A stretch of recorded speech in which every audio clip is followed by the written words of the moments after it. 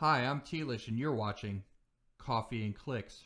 If you enjoy my content, please like and subscribe and click on the link tree found in the description of this video for links to my media content.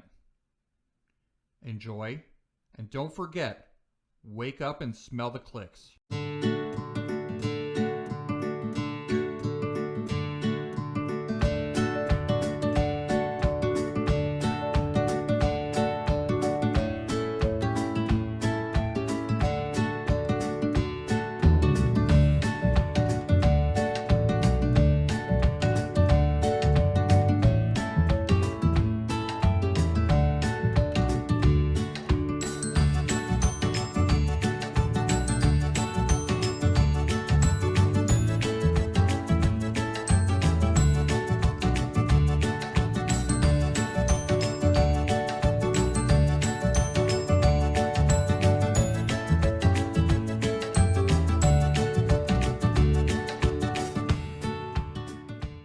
Hi, I'm Tlish and you're watching Coffee and Clix.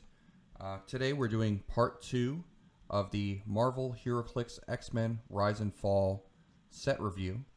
Today we're going to be covering the rares and the super rares and the chases. And we are joined by Lloyd and Matthew Ventura from Team Secret Invasion. Hello. Hello. Lloyd was the winner of the Coffee and Clix Classic Epilepsy Foundation Charity Tournament, and Matthew Ventura was the winner of the Scott Porter Invitational, the Modern Age Scott Porter Invitational Charity Tournament. So kudos to them for doing a great job. Also, everybody, happy 4th of July. It's technically July 5th, but it's Independence Day observed. So happy 4th of July to everybody. One thing I want to mention before we get started with the rares is the grading scale. There is a grading scale for what we're doing today, and that's 0 is an herbal tea. So if we think that a figure is just, pretty bad, it gets a 0. But it could earn a 1 or a 2 or a 3. So it's a 0 to 3 scale. A 1 would be a single espresso. Which would be a not very impressive figure, but better than a 0. A double espresso would be a 2, which would be something that we think is impressive or second tier. And then a triple espresso would be a 3, which would be a top tier figure, possibly meta. Also, we will be looking at these figures in terms of how they do in sealed as well as competitive. Most of the figures from any set usually are not competitive figures, but we'll take a look at them in terms of how they'll do against each other in sealed and in casual play as well. So let's get right into it. We're going to be covering the rares today. Let's take a look at the rares. The first rare from X-Men Rise and Fall is Lilandra Naramani. Lilandra, she has 6 range with a single target, 9 speed with running shot, 10 attack, 17 defense with toughness, 3 damage with prob. She's 50 points. She has the Imperial Guard, Rulers, Shi'ar, Starjammers, and X-Men keywords. She has a trait, Star-Crossed Lovers. When adjacent to a character named Professor X, both characters increase their leadership rolls +1. And also another trait, Majestrix of the Shi'ar Empire, leadership and mastermind. When Lilandra Naramani uses leadership and succeeds, you may instead generate a Shi'ar soldier on click number 1. Friendly characters with the Shi'ar keyword that occupy or are adjacent to +1 Shi'ar flag light objects modify defense +1. Matthew, what are your thoughts on Lilandra? Do you like her as a figure? She's like, I think I'm gonna split my ratings up. Okay. I'll give her like a 1 for like, I don't know. I guess she's probably pretty good in casual, pretty cool for casual. Like I would not play her in competitive, but I think she's like at least a 2 for sealed, like leadership and mastermind and prob, and has some reach with the running shot. So yeah, like probably a 1 or 2 for sealed. All right, yeah, Right, yeah, definitely a 2. Yeah, sorry. yeah, for 2 for sealed for sure. I mean, I agree. Jared, what do you think? Yeah, I'm thinking like two or three for me for seal, just because the leadership and prob are just really nice. Just very useful powers. Don't know the reflecting. That could be a cool like tactic if you can pull it off, but yeah, after one just in general. So So 1 in general, but like a 2 in so sealed. Yeah, yeah. because of the prob and the running and the mastermind. Yeah. Okay, so let's take a look at the next figure. Yeah, I agree with those things. I would probably give her the same thing. I would give her a 1 in competitive. She's definitely not a competitive figure, but for sealed or for casual, I'd give her a 2 because she's got that prob and mastermind is always good. Makes her tougher to KO. The next figure would be Kid Gladiator, set number 36. This is the second rare in the set. Kid Gladiator is 75 points, has 6 range with a single target, 9 speed with running shot, 11 attack with penetrating psychic blast, and 18 defense with impervious. He also has 3 damage. He has the Cosmic Imperial Guards, Jean Grey School for Higher Learning, Shi'ar, and X-Men keywords. Real name Qbark. When my confidence is my strength is a trait. When Kid Gladiator hits, after resolutions, give him a confidence token. When Kid Gladiator takes damage from an attack, remove a confidence token. Kid Gladiator modifies his combat values +1 for each confidence token he has. Protected Pulse Wave. So every time he hits, he gets +1 combat values until he takes damage. That's kind of cool. Jared, what do you think about Kid Gladiator? I think he's pretty good. For sealed, I mean, I think he's a great range piece. He can boost some stats. I'm gonna give him a 3 for sealed. I think he's really good. Um, but as far as like meta, I think I'm only gonna give him a 1 because I can just anybody with penetrating psychic blast or exploit is just gonna cut through this guy like butter. But um, I think for sealed, he's a great pick for an offensive option. So, All right. Matthew, do you concur? Yep, I agree with Jared. If you pull him and some TK and seal and get him off first, then to get his token or to remove his confidence tokens, you're hitting at 19 at least. So it's pretty good for sealed. Yeah, because he gets those immediately, right? He gets Looks the plus. like it. Yeah, he gets the +1 values immediately. So as soon as he hits the Yeah. first time, his defense is automatically a 19. So Yeah. it would be tough to remove that confidence token, and then he just keeps adding it to him. Yeah, that's kind of cool. I think that would be fun, casual and sealed. So yeah, fun figure. Definitely not meta, but not competitive. But sure, I think he's really cool. All right, let's take a look at. So yeah, I would give him a 3 in sealed as well. Hepziba. This is the second iteration of Hepziba that we've had since House of X. Rare, unique, 4 range with 2 targets, 40 points, 10 speed with charge, 10 attack with blades, 18 defense with super senses, and 2 damage with a special power. She's an animal, pirate, Starjammers, X-Force, and X-Men. As far as her keywords, her real name is unpronounceable, and her trait salvage, free if Hepziba occupies or is adjacent to hindering terrain. Roll a d6 and place it on this card, max 1.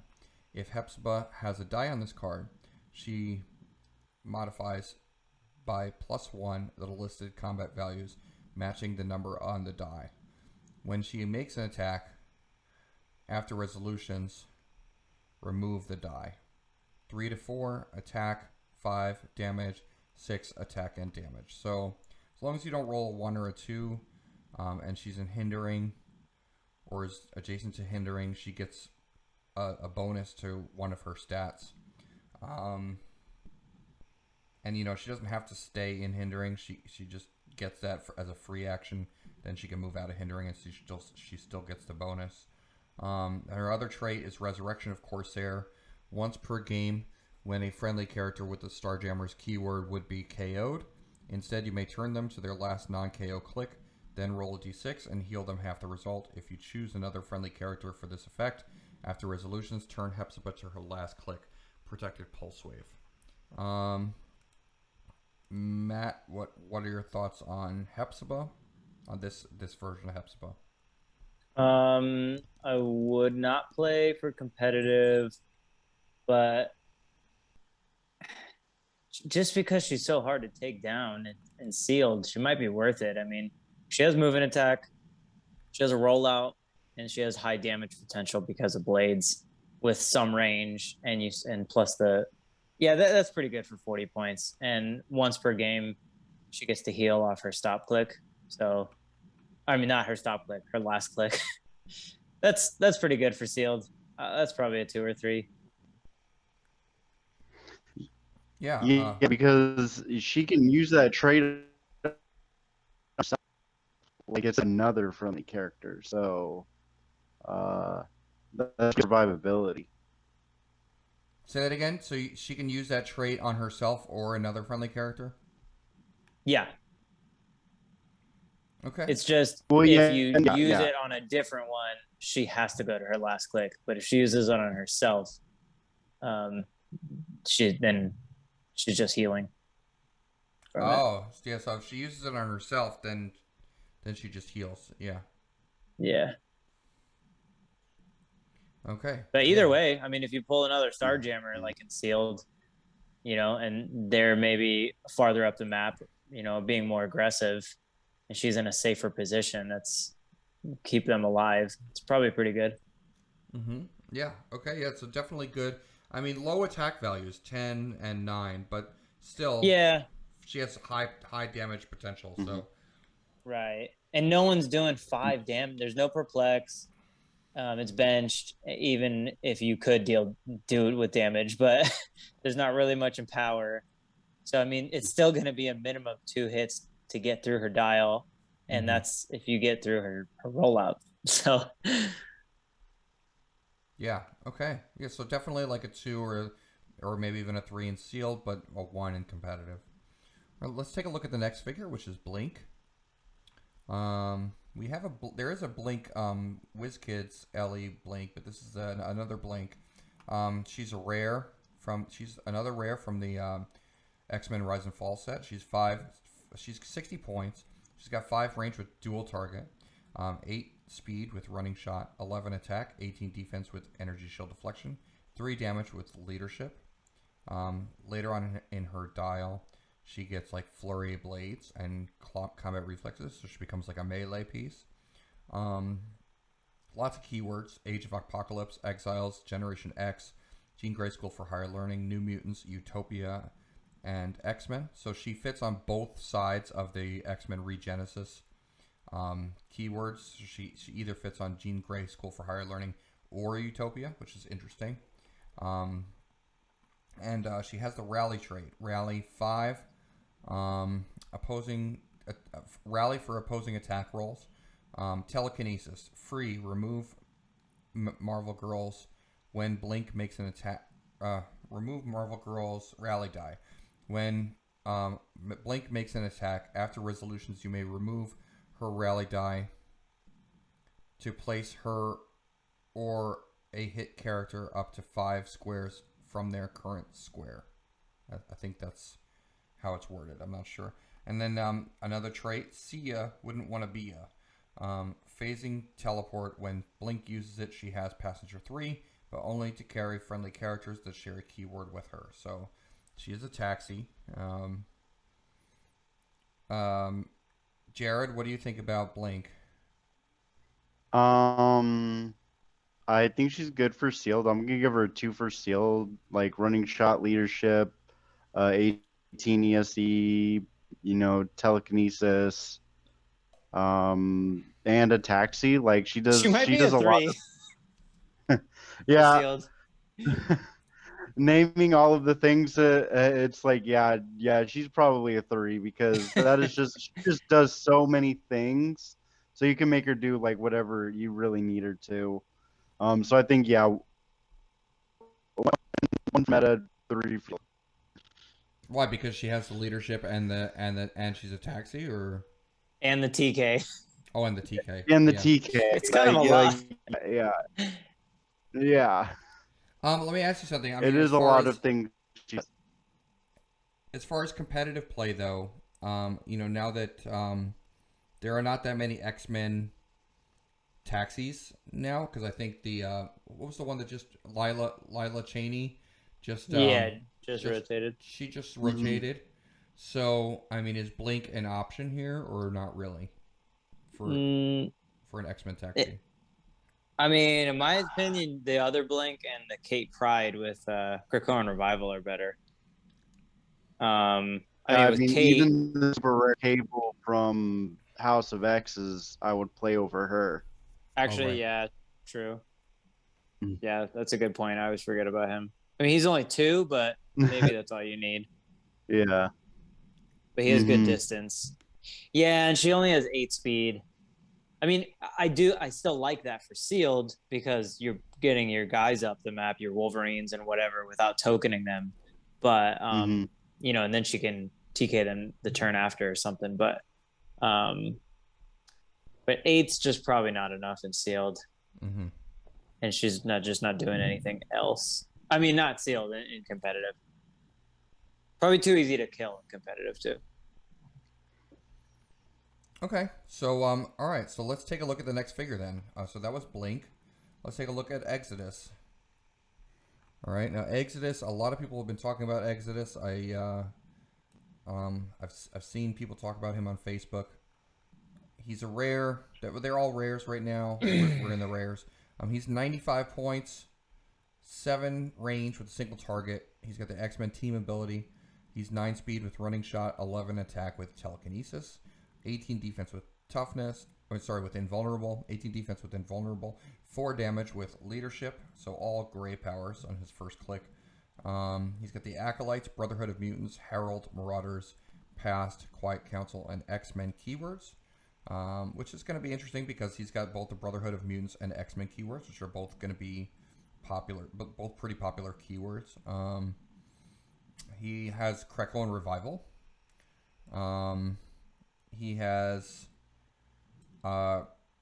another trait, Overwhelming Psionic Might, Mind Control. When Exodus uses it, after resolutions, deal a hit character damage equal to Exodus's damage value, which I think is the most exciting power that he has. And then he has a defense power, Immortal Acolyte. This is later on in his dial. Energy Shield Deflection.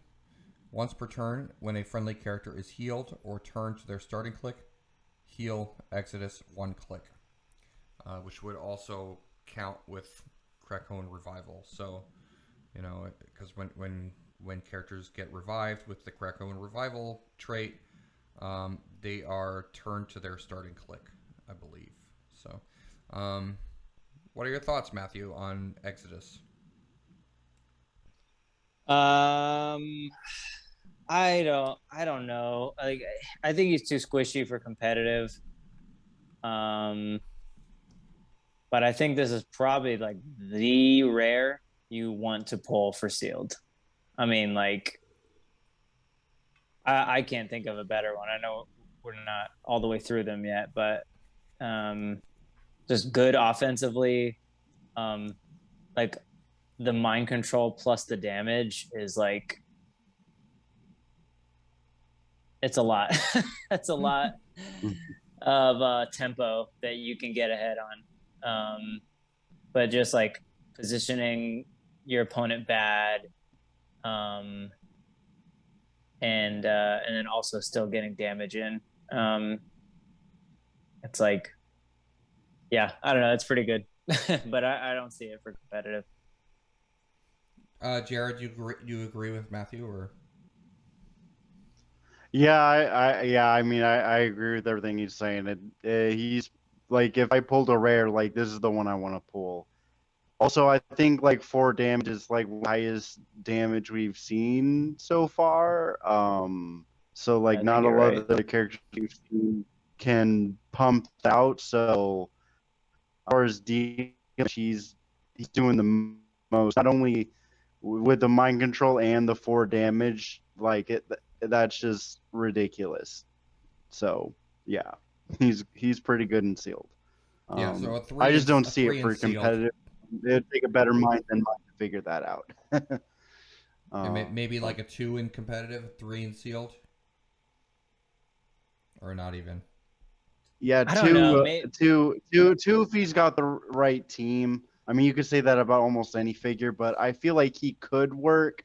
I just don't see it. Like Yeah, I don't it's. know. I don't think it's like necessarily too far off, but it's like if he had like maybe 8 range, maybe he also had traded Mastermind or had it at least when he got to his special defense click or power. Well, keep in mind also with all of these Brotherhood of Mutants and X-Men keyworded figures is that you can swap them out now that you have Magneto and Professor X. Yeah, but I'm just thinking of like what teams like. I mean, I played in Huntington's that like the current meta, and I just like I don't know what teams I actually want him fielded over like other Brotherhood figures that are cheaper than him. Like I don't know that I'd play him over like Blackheart, which we'll see later, or like Jason. Um, yeah, mostly those two, I guess, in that point range. But um, yeah, Okay. All right. Well, let's take a look at the next figure then. So that was Exodus. Um, oh, and Exodus also has a... No, he doesn't. He's just 95 points. The next figure is Malice. Okay. Malice is just 45 points. Does she have powers or... special powers doesn't look like it. It doesn't look like she Nah. has any special powers. She's 45 points. She's got running shot, a little TK, energy shield deflection, 3 damage. She's 6 range, 45 points. What do we give Malice? This is more of an herbal tea for sure. Yeah. Yeah. Or as married with Clix would say, what you see is what you get, dial. Mhm. Yeah. Very good. Okay. All right. So let's pass on her. Okay. So Malice. Sorry, Malice. We're gonna go to the next figure. Charge and energy explosion. Like what is that? Oh wait, but it looks like she has a. Oh, okay. So she has like a 5-point trait. I guess she has a 5-point trait. When Malice would be KO'd, you may instead replace her with a standard character of 35 points or less from your sideline on their last non-KO. Oh, I see that now. I don't know if that makes that's her weird. good or. I mean, so for sealed, she's still a TK, so that's still like maybe playable, especially if you get like Kid Gladiator or something like that, and you need a TK. Yeah. Yeah, I didn't see the trait because it's separated. When she would be KO'd, you can instead replace her with a standard character of 35 points or less. And it doesn't even matter. It could be any standard character of 35 points or less. Yeah, it could just be any 35-point character. Oh, on their last click. Yeah. I don't know who that would be the optimal would be the optimal figure to use with that even. True. No, so normally like powers like this, say like that for the rest of the game, like that character can't be healed, but this doesn't have that stipulation. So if there is a character out there that is pretty survivable, you could bring him in on the last click and heal them, I guess. Okay. Yeah, I guess that does make her a little better. At least she's not completely vanilla. And then you're not scoring her either. I don't think Right, it's just yeah. instead of KOing. So yeah, you're like stalling the points they're getting out of it too. Yeah. Huh, interesting. Yeah. All right, a little more interesting. That's cool. Okay, let's look at the next rare, which is Carmella Anesthesione. I think I pronounced that right. Anesthesione. I Anesthesione. like it. Yeah. Sounds good to Yeah, me. maybe it's Italian. I think it's Italian. I'm pretty sure it's Italian. Yeah. She has a Brotherhood of Mutants team ability. She's 50 points, 4 range with a single target, sidestep, pen psi, 18 defense with a special, 3 damage with close combat expert. Her trait has Force Blast and Giant Reach 3. So she can sidestep and she has the Giant Reach 3. She has defense power, psionic exoskeleton, energy shield deflection, and impervious. Carmella Anesthesione takes a maximum of 1 damage from attacks that do not deal penetrating damage. So she's pretty survivable in sealed, I would say. She's got the pen psi, she's close combat expert, so she can do some damage from 4 range, or she's only got 4 range, but she still can deal some decent damage. What do you think, Jared? For sealed, I think she's pretty solid. I mean, close combat expert is great now. That defense power is nice, but outwittable. But we haven't seen a lot of outwit in this set, so I think in sealed she's fine. But I don't think she's anything impressive in modern. But I think in sealed she'd be pretty solid. Matt? Yeah, the sidestep, close combat expert with the Giant Reach 3 is, I mean, that's like giving her a 4-square charge, right? Like 1, 2, 3. Yeah. So, yeah, I mean, it's not bad. I mean, I wish her range was better than 4 to take advantage of that penetrating, but yeah, it's playable and sealed for sure. Mm-hmm. Not competitive. Okay, so maybe like a 2 in sealed, or like a I would say a 2. I don't know. Yeah, probably. Yeah, 2. All right, let's take a look at Destiny. Destiny is 35 points. She's 6 range, single target, Brotherhood of Mutants, team ability, 6 speed with stealth, 16 defense with super senses, 1 damage with prob. She has the rally trait. When she uses the rally trait, whenever a character rolls to attack or break away, you may remove a rally die on Destiny's card to re-roll the result. So kind of like an extra prob almost. I mean, I think they've carved out a niche for Destiny to be like a prob figure, because they also have the Legacy Destiny that we'll look at, which is like a really low point prob. So,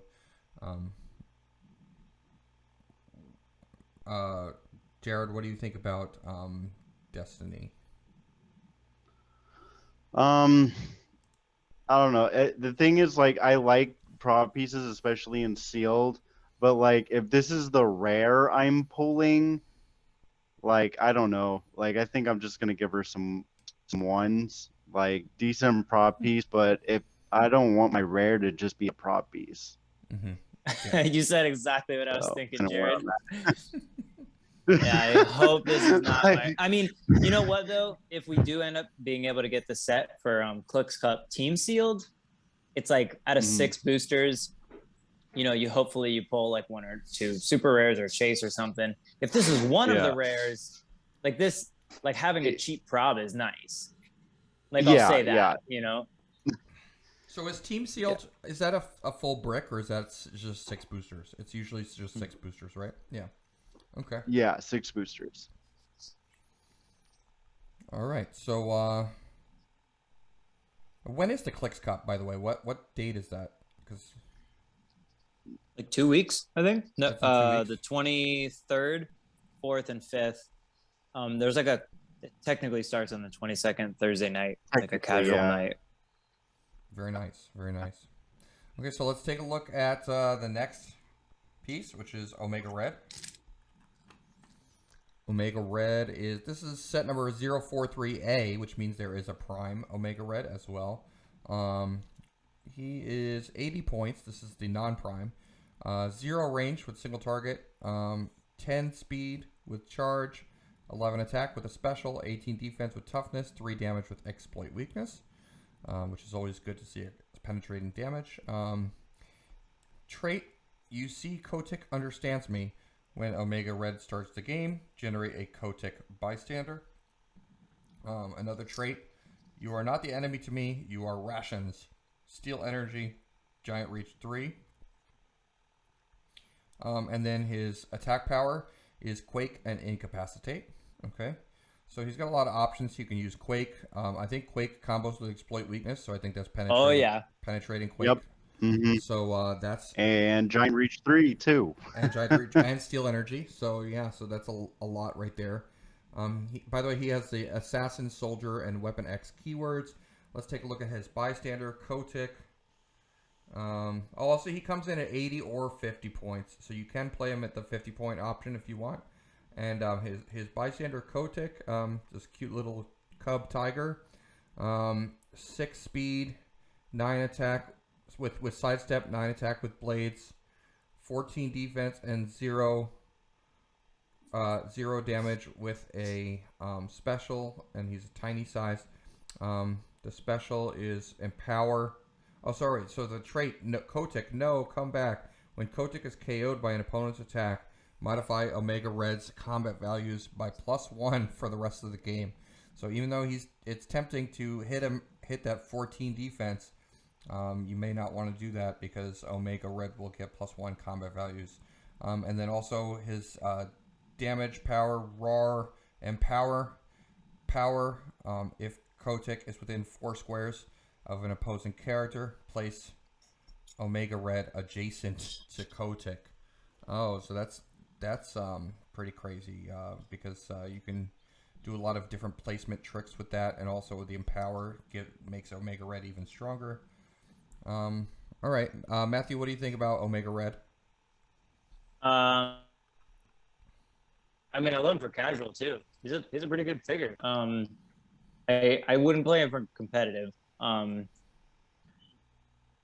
Like again, just like if his Kotick was a free action, then he could get more, something out of it, like moving and then dropping it with the blades. But starting the game, it's just not there for competitive. But really good for sealed. I mean, bringing in a power to your sealed team, he does do a lot with like the Quake and exploit, and then traded steal energy. So I mean, hopefully you don't get him to later on in his dial, because he's gonna have 2 chances to heal up from the flurry. And his attack never really suffers too much, because even later on when it does drop, he's got the CCE. So I mean, yeah, all around really solid for sealed. I would definitely play this at 80. I don't think I'd ever play it at 50. I just don't like it as much, but I like getting that use of the steal energy with the deeper dial. And I like that Kotick's tiny, so he can carry him around with him. Jared? Yeah, I pretty much agree with everything that Matt says. I will say Kotick is autonomous, so that is really nice too. That's cool. Yeah. And the way around him is you can poison Kotick, since it's only when he would be KO'd by an opponent's attack.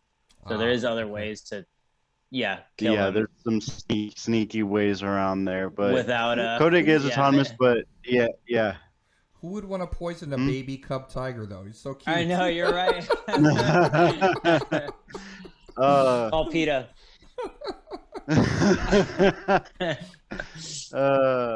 But yeah, I pretty much agree with Matt. I just wanted to point out that Kotick is autonomous, and that is also really nice. But yeah, very solid. All right, and let's take a look at the Prime version of Omega Red here. So we got the Prime. It's his, I guess this is X-Men variation, I guess. Set number 43B, rare Prime, 60 points, 0 range with single target, 9 speed with special, 11 attack with blades, 17 defense with toughness, 3 damage with nothing, just 3 damage. A trait, this makes me happy. Giant Reach 3, and Flurry. When Omega Red hits, all hit characters modify attack and damage -1 until your next turn. Then his attack power. Speed power. Speed power, charge, sidestep, and plasticity. And then his defense power and his last click, he has a stop click with combat reflexes. And he does get prob and steel energy and combat reflexes the second half of his dial. Jared, what do you think about this Prime? Omega Red Prime? I actually think he's pretty solid. Giant Reach 3, Flurry, Charge, Sidestep, Blades. Like, that is a lot of damage there. A lot of reach, too. And a stop click with combat reflex, Robin Steel Energy on it. Like, I think that is, like, really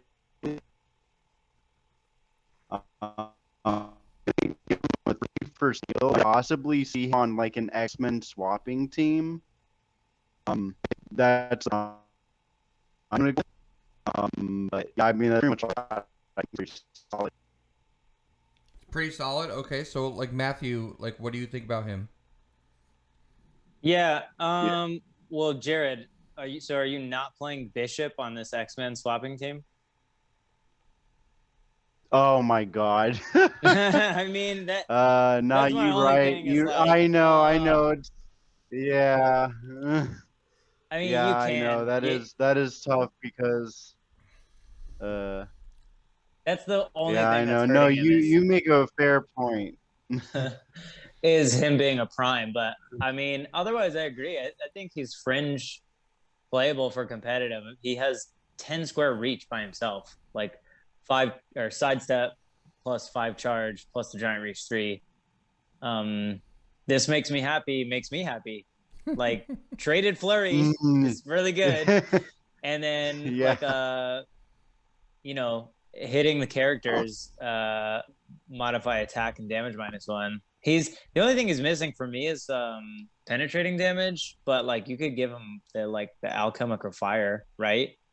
And I think the way that one works is you pretty much have a 50-50, if I'm remembering that right, to land on the penetrating damage, that equipment. Mm-hmm. So that could be a thing. Really cool piece though. I mean, this is like you're definitely playing this in sealed, unless you pull a better prime.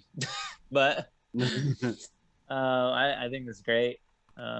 Body block him so he doesn't get sniped, and then he's gonna go ham, and then he gets a stop click. So a 3 in sealed, a triple espresso in sealed, maybe a double espresso in competitive, possibly. Yeah, like he's like a single in competitive because he's a prime, so he probably won't see that much play, but like he's good enough to see some fringe play. Like I would respect it if I saw it across the map. Exactly. Yeah. 100%. The stop click helps a lot. All right, let's take a look at the next figure, which is Mr. Sinister. And he is either 85 or 40 points. He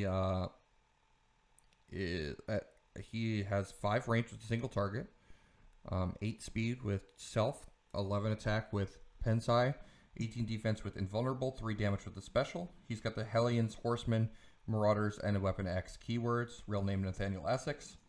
Trait, my own clone bodyguard. During force construction, you may choose a character on your starting force that is less than or equal points to Mr. Sinister's point value to be Mr. Sinister's clone this game. The clone gains all of Mr. Sinister's keywords. So that's kind of cool. You can cheat somebody onto a keyworded team. Although I don't know if Mr. Sinister here has that great keywords. His keywords, I'm not sure about that. So another trait, Mr. Sinister's dealing a game that don't allow for wild cards. Whenever an opposing character uses the wild card team ability after resolutions team player team ability after resolutions that deal that character 1 penetrating damage. Okay, interesting. And then his damage power is Master Manipulator, Leadership, and Mastermind, and Outwit. When Mr. Sinister uses Leadership or Mastermind, the clone is considered to be adjacent if it's within 4 squares of Mr. Sinister. All right. Matthew, what do you think about Mr. Sinister? Yeah, you're right. You can do some weird shenanigans with the keyword cheating. Like at his lower points at 40, Steve Rogers can bring him onto Avengers, and then he can bring, a Dark Phoenix or something into Avengers. But I mean, I don't think that's really good enough. It's definitely good enough for sealed. The important thing about the bodyguard thing is like, who were we looking at earlier than the last episode? Okay, so like Blob. So, because I don't think they share keywords. Yeah. So if he makes Blob his clone, now he can mastermind a Blob. Yeah. And that's pretty good since his clone is considered to be within 4 squares without line of fire. So you can have Blob on the other side of a wall, and he's getting that impervious with that 7-click dial. It's like, I think there's some other figures too, but I don't think you're making a theme team with him, but that's something to think about when you're playing sealed. And he's got penetrating damage and brings your leadership and an outwit, so definitely playable for sealed. Okay. Jared? Yeah, I would give him like a 2 for sealed, and just like to see any competitive stuff. I think it's just something work. Solid. Sure. Okay. All right, let's take a look at the next figure, which is Tempo. Tempo is set number 045, set number 45. She's 35 points. She's got 0 range with single target. She's got 8 speed with charge, 17 defense with super senses, 2 damage with a special. Acolytes, Marauders, Utopia, and X-Men keywords. Free, choose an adjacent character and modify its speed by either +3 or -3 until your next turn. And then that's a trait. And then her damage power is probability control. Adjacent opposing characters can't use super senses. Okay. So, Jared, what are your thoughts on Tempo?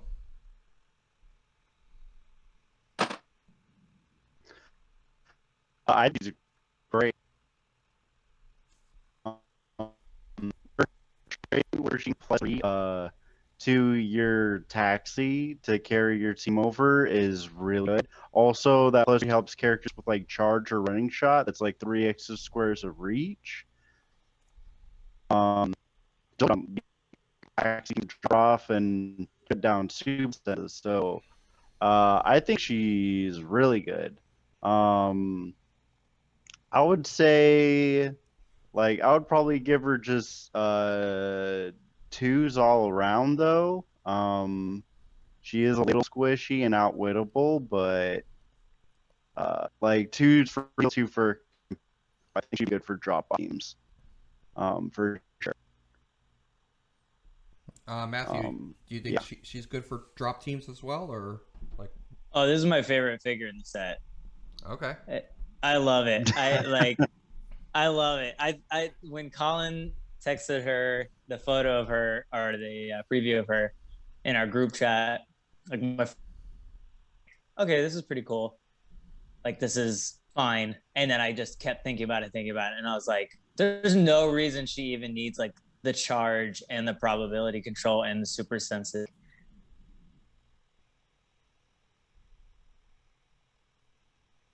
Oh, Matt, we lost your audio for a second. Say it again. Yeah. You can hear me now? Yeah. Yeah. I just think that it's a really good value for 35 points. Her trait to modify speed. I was really comparing it to Sam Cap that people played a lot, and like what Jared was saying, it was a drop-off team. This is, I think this is comparable. I don't think that people were playing Sam Cap just because she could do an action after being carried. I think a big part of it was the adding the speed. And when you consider that rules have changed, and now, unlike back then when Sam Cap was like compensating and for a +3, because back then there was a -3 when you would carry usually 3 figures. Now it's an additional 3. It's like flat that you're netting.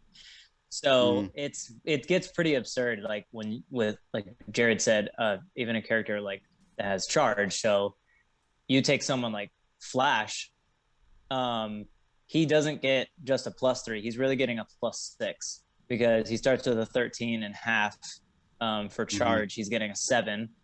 Replace and modify, he gets to charge 10, and then he gets to do it again. He gets to charge another 10. I mean, yeah, so 20 squares. One figure that comes to mind with her is Sky Tyrant, maybe. Yeah, I mean, yeah, same thing. Yeah, like, I mean, you get 14 on your approach, without TK or anything, and then you get, if you hit twice, you get 9, and then another 9. So you're basically back half the map, or I mean, almost all the way across the map. I just think she's really good. Like, she has a rollout and prob, and then turns off a rollout, and then just also randomly has a move and attack, and can carry herself. Like, I just think she's a great value and like really fun, and does something like no one else is doing. That being said, do you give her like a 3 in competitive or not? Not that much. Yeah, I mean, I don't know how much play she had, like she'll actually get, because it is situational, but I do think it's a powerful effect. So I give it a 3 in that regard. And it's like okay and sealed. Like, it's a prob, and like it's like I said, it's still decent value, but I think it's really mostly a like not a play around piece, but a piece that when you're playing for a certain strategy that you could add. And I think that's an important note that you kind of mentioned, was that for people who are watching at home, is that sometimes figures will be not good in competitive, but they'll be good in sealed, as you've seen from a lot of the figures here, that they're not good in competitive play, but they're good in sealed play. But then sometimes what a lot of people don't know is that figures that are good in competitive sometimes will not be as good in sealed. Right? That's kind of like an interesting way of thinking about it. It's like, some figures that are considered meta figures are not that good at sealed. Yeah. I mean, a lot of times it's like support figures like Valeria Von Doom. Like, she's a leadership and perplex in like sealed. Like, that doesn't matter that much. But in competitive, I mean, she's like a really crazy figure. And it's like in sealed, she's your chase that you're pulling, so you're just like, oh, okay. Hey, like, okay, I guess I gotta play my chase, but that's not always true. Yeah. But then you take her home and you're like, cool, I have an $80 like. Yeah. All right, so let's take a look at the next figure after Tempo is Shadow King, and Shadow King comes at 100 or 40 points. So at his 100-point line, he is 8 range with triple target. He's a unique figure, by the way. So he's 10 speed with phasing teleport, 11 attack with penetrating psychic blast, 18 defense with a special, 3 damage with outwit, Brotherhood of Mutants, Dark X-Men, and past keywords. Real name Amal Farouk. He targets through hindering, so he has improved targeting hindering. He has a trait, all that remains shadow. Mind control, so traded mind control. When Shadow King uses it and hits, after resolutions, heal him 1 click and give each hit character a servant token. His defense special power is toughness and mastermind, but may choose a non-attacking opposing character with a servant token within range to become the target. If you do, after resolutions, remove that character's servant tokens.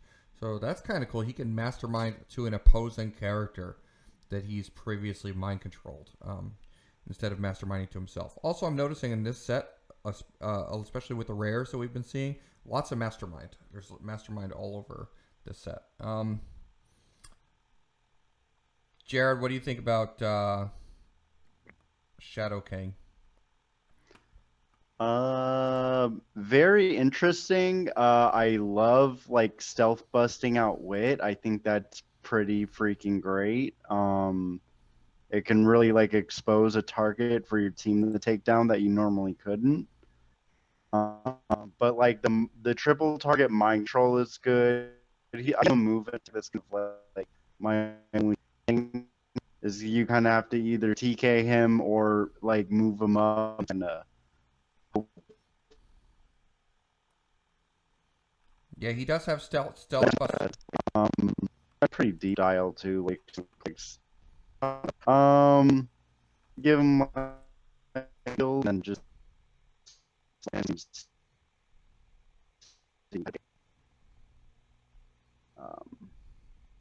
that's me. Yeah. I mean, his 40-point dial is actually not bad if he, considering what you said about his stealth busting out wit with 8 range. That's pretty good for 40 points. Yeah. Matthew? Yeah, I agree with Jared. I mean, I like the buff that multiple targets got. So like, even if he gets charged down by a bunch of close combat Wolverines and whatever, he can still use his triple target mind control. And yeah, and I mean, which just goes great with his trait being able to heal. So like the more people he's targeting, the better chance that he has at healing if his mastermind fodder dies or something. Targeting 3 characters gives you a better chance at hitting one of them.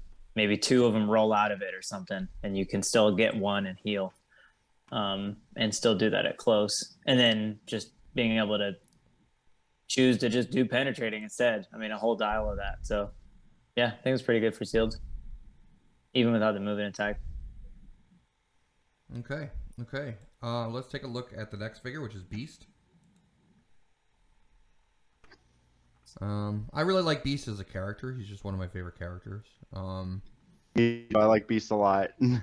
He's so I always like to see a good Beast when they come out with a good Beast. He's 60 points. He's got the X-Men team ability and the Defenders team ability. 10 speed with charge, 11 attack with just 11 attack, 18 defense with super senses, 3 damage with a special. He's got a lot of keywords. He's got the Animal, Avengers, Defenders, Illuminati, Jean Grey School for Higher Learning, Scientist, X-Force, and X-Men keywords. He moves through Elevated. He's got improved movement Elevated. He's got a Rally trait. Free, remove a Beast Rally die to use Outwit, even if it has already been used. And then Damage Power is a good strategy, does more than a pair of fists. Close Combat Expert. Free, remove a rally die from a friendly character. If you do, give a rally die to another friendly character. I mean, I really like. I don't think he's competitive, but I really like him just in casual play. I think he's a good iteration of Beast. Matthew, what do you think about him? I totally agree with you. I love like for a Hank McCoy Beast, like the traded Outwit is cool. Because top dial, he's still a good attacker. He's going in 12 for 4. He has a rollout and he has the move and attack. And then no matter, even if he's not getting a first hit in, he still has the Outwit. So I think it's a really good casual piece. I mean, and good for sealed too. Yeah. Jared? Yeah, I agree. I think it would be really fun in a casual game. Like if you have sort of a rally team to go with them and you build on that mechanic. I think he's really solid with that, and like a potential double is always nice. So I think he's just a lot of fun. So, but yeah. So I think I'd give him like a, I don't know, what would you give him in sealed? Like 0, 1, 2, or 3? 2 for me. Yeah, I think I'd have to give him a 2. Traded outwit is the key because you can't just punch him off of it. You have to literally completely take him out to get rid of his outwit. So that's pretty good. Yeah, outwit is just really good and sealed. Yeah, and I'm also excited for casual because he's got so many different keywords. He's got the Illuminati That's true. keyword. So Yeah. He's got Illuminati. He's got Avengers. You know, you can put him on almost any team. That is cool. Let's take a look at his Prime version because he is the non-Prime. His Prime version is Dark Beast, set number 47B. Dark Beast is 70 points, 0 range with a single target, 11 speed with charge, 11 attack with blades, 18 defense with super senses, 3 damage with nothing, but he does get outwit later. He's got the Age of Apocalypse, Dark X-Men, Exiles, Monster, Morlock, Scientist, and X-Men keywords. He also has improved movement, elevated. He has a trait, take this one to the breeding pits. During forced construction, you may add a character on a starting line of 50 points or less to your sideline, and it becomes an experiment. Dark Beast starts the game with a research token. When Dark Beast hits, give him a research token. Okay, so he can gain more research tokens, but he already starts the game with one. He has another trait, you show potential. Free, choose an adjacent character. For each of Dark Beast's research tokens, choose a standard power displayed on the experiment's starting click. Until your next turn, the chosen character can use the chosen powers. And I don't think he loses those research tokens. He just can gain them. I don't think he can lose them. You can give powers to adjacent to adjacent characters. I've seen people talk about him on Facebook as well. Matthew, what do you think about Dark Beast? Not for me, not competitive. Again, just because the Prime slot. Otherwise, maybe. I mean, he might see some fringe play. Just the Prime slot is it's really tough. So like on Monster, you're probably playing like Doppelganger or something. Right. Yeah. But it is really cool. It definitely looks really fun. Lots of keywords. We love that for casual. And really cool traits to have a lot of like a lot of room for creativity for building and synergies and stuff. And especially you can put like add a character starting line 50 points to the left to your sideline. Yeah, so it doesn't even say standard character. So that opens it up a lot. And then with WWE figures, you could snag some WWE powers. Those are good too. So yeah, it's pretty cool. Yeah. So what would you give it? Would you give it? Sorry. Yeah. Definitely playable for sealed easily, especially in team sealed where you have like a larger pile of sideline figures to choose from of extras that maybe don't make the cut. So probably, yeah, at least a 2 for sealed. Like probably just like a 1 for competitive, but fun for casual too. Jared? Yeah, I agree with Matt. 2 for sealed. I think he can be really good for sealed. You might even be able to pull some if you use some decent figures for stuff. They give out powers. That could be interesting, but like the Prime slot is just like there's just so many other good primes right now. He's just kind of being outshined. So yeah, I mean, if this was just a rare, or even like maybe make this a super rare, I think it would be. Yeah, because they could take the rare primes and just make them as super rares, right? And then that would solve that problem. Because I feel like they're on the same level almost. Right. something like that, yeah. But yeah, no, I understand because a lot of these primes, some of the primes are just like, I guess it's like a competitive slot for teams. Like you really need to get the best one on your team. Right now, that's for X-Men. It's Bishop, right? Yeah, for sure. and like maybe Storm, and like Storm's insane. So, yeah. Yeah. Well, let's take a look at Warstar. Warstar is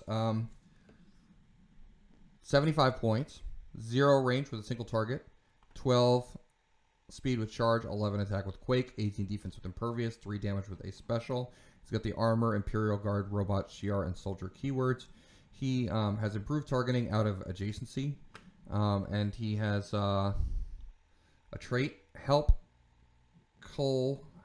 I think that's free once per game. Generate a Beni bystander. If Beni is KO'd by an opposing attack this game, Warstar has free make a range attack with a range value of 6. So you're giving Warstar free attacks if you if you KO Beni.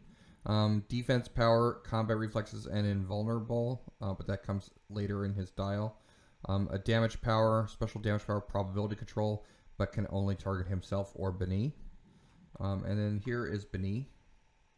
You can take a look at that bystander. 6 speed with sidestep, 10 attack with incap, 17 defense with super senses, 1 damage with empower. He's also tiny size, so Warstar can carry him around. Warstar is a close combat piece, so Warstar is getting the +1 damage from the empower when he's charging up. What do you guys think about Warstar, Matthew? That's got to be good for sealed. I mean,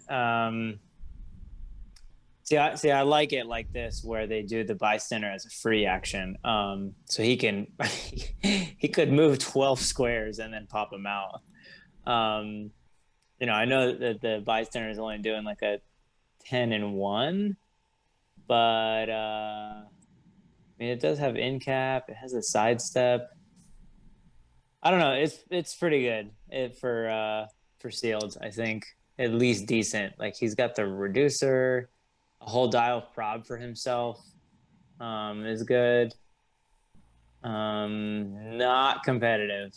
I can't see him going in any of those keywords, but for sealed, probably good, pretty good play. Like at least a 2. I mean, the bystander with the empower is like pretty helpful, pretty useful. Yeah, I mean, in competitive with the AT defense, even with impervious, like any penetrating damage will just kind of cut right through him for 75 points. Anything I see with like 6 clicks without like a shape change or super senses, to me, Sky Tyrant is just one-shotting. I mean, it's a flurry, but that's how I see everything in competitive right now. How people used to see like anything with 6 clicks the same way, because Unimind would pump his damage up by 2 and Pensai for 6, or Cyclops, right? Same thing again. So that's how I kind of see it still. It's just now I see it with Sky Tyrant. Anything that's like 6 click, because you don't even need enough power. You're up a quarter of their build, just like that. But good for sealed. Jared? Fun, casual robot, probably. Yeah. I mean, I do like the if Beni is KO'd, like he essentially can just make 2 attacks every turn, like the free range, and then just punch somebody. That's nice, but really, I agree with everything Matt's saying. Like, I don't really have anything else to add but that. So. Okay. Well, the next figure is Dakin. Am I pronouncing it right? Dakin or Dakin? I'm not sure. Your guess is as good as mine. Yeah. I know he's a super popular character, but I'm just not really familiar with him. I know I think he's like Wolverine's son or something like that. What? Yeah, I think he's Wolverine's son. So look at that. He's set number 49. He's 70 points. 0 range with single target, 9 speed with a special, 11 attack with blades, 18 defense with toughness, 3 damage. He's got a lot of keywords. A lot of keywords in this set. I think they're adding this like a growing trend of adding keywords, especially now. Especially now that the rules have changed with keywords and stuff like that. Mm-hmm. I think now they're just Yeah. adding tons of keywords so that make things more fun for people. So Yeah, it makes team building a lot of fun. yeah, and he's got Brotherhood of Mutants, Dark Avengers, Dark X-Men, Horseman, Monster, Warrior, X Factor, and X-Men keywords. Warrior is a strong keyword too, by the way. So his trait Muramasa Coated Claws. When Dakin hits, give each hit character a poisoned token. Characters with poisoned tokens can't be healed and can't use stop for the rest of the game, even if this ability is lost. I believe that's it. So I believe that works even on his first initial attack. So if he's attacking like a character that has a stop click, it doesn't say after resolutions. It just says when he hits, give them a poison token. So that's as soon as he hits. That's a good. Yeah, the timing of that is weird. Yeah. Oh man. When he hits, well, I would have to look at the timing. Because it doesn't say after resolution, so I think he can just cut through figures with, like if he's attacking Zeus at 100 points, right? Zeus has a four clicks and a stop click right at the end. So, let's say he rolls a 6 on Blades, does he KO Zeus? Like I don't know. It's like determine hit and then blah blah blah. So, oh yeah, if it's determine hit. Oh, yeah, it would have to be. You're right. I don't know what I'm thinking. You determine hit before you deal damage. Yeah. So because then that would you're happen. Right. Yeah, good call. Yeah, that is pretty good, especially with some of these figures that have stops. Like, well, there's not really in this set, but there is a lot of figures with stops that have like lower point values. Like, yeah, and then his speed power is also pretty good. Charge and sidestep and stealth. When Dakin uses charge while he occupies hindering terrain, he does not have speed. So he can possibly go 11 if he's starting in hindering. Because he's got sidestep and he's got charge. Oh, no, sorry. No, that's not true. Yeah, he would have to be in hindering when he uses charge. But yeah, he could possibly go 11. He could possibly go 11 squares. I mean, the only thing I think he's missing is like any kind of penetrating damage to make him like super crazy. Yeah. That's pretty good for sealed though. I mean, that is some huge reach. Jared, what do you think about Dakin? What's your thoughts on him? Like, what would you give him?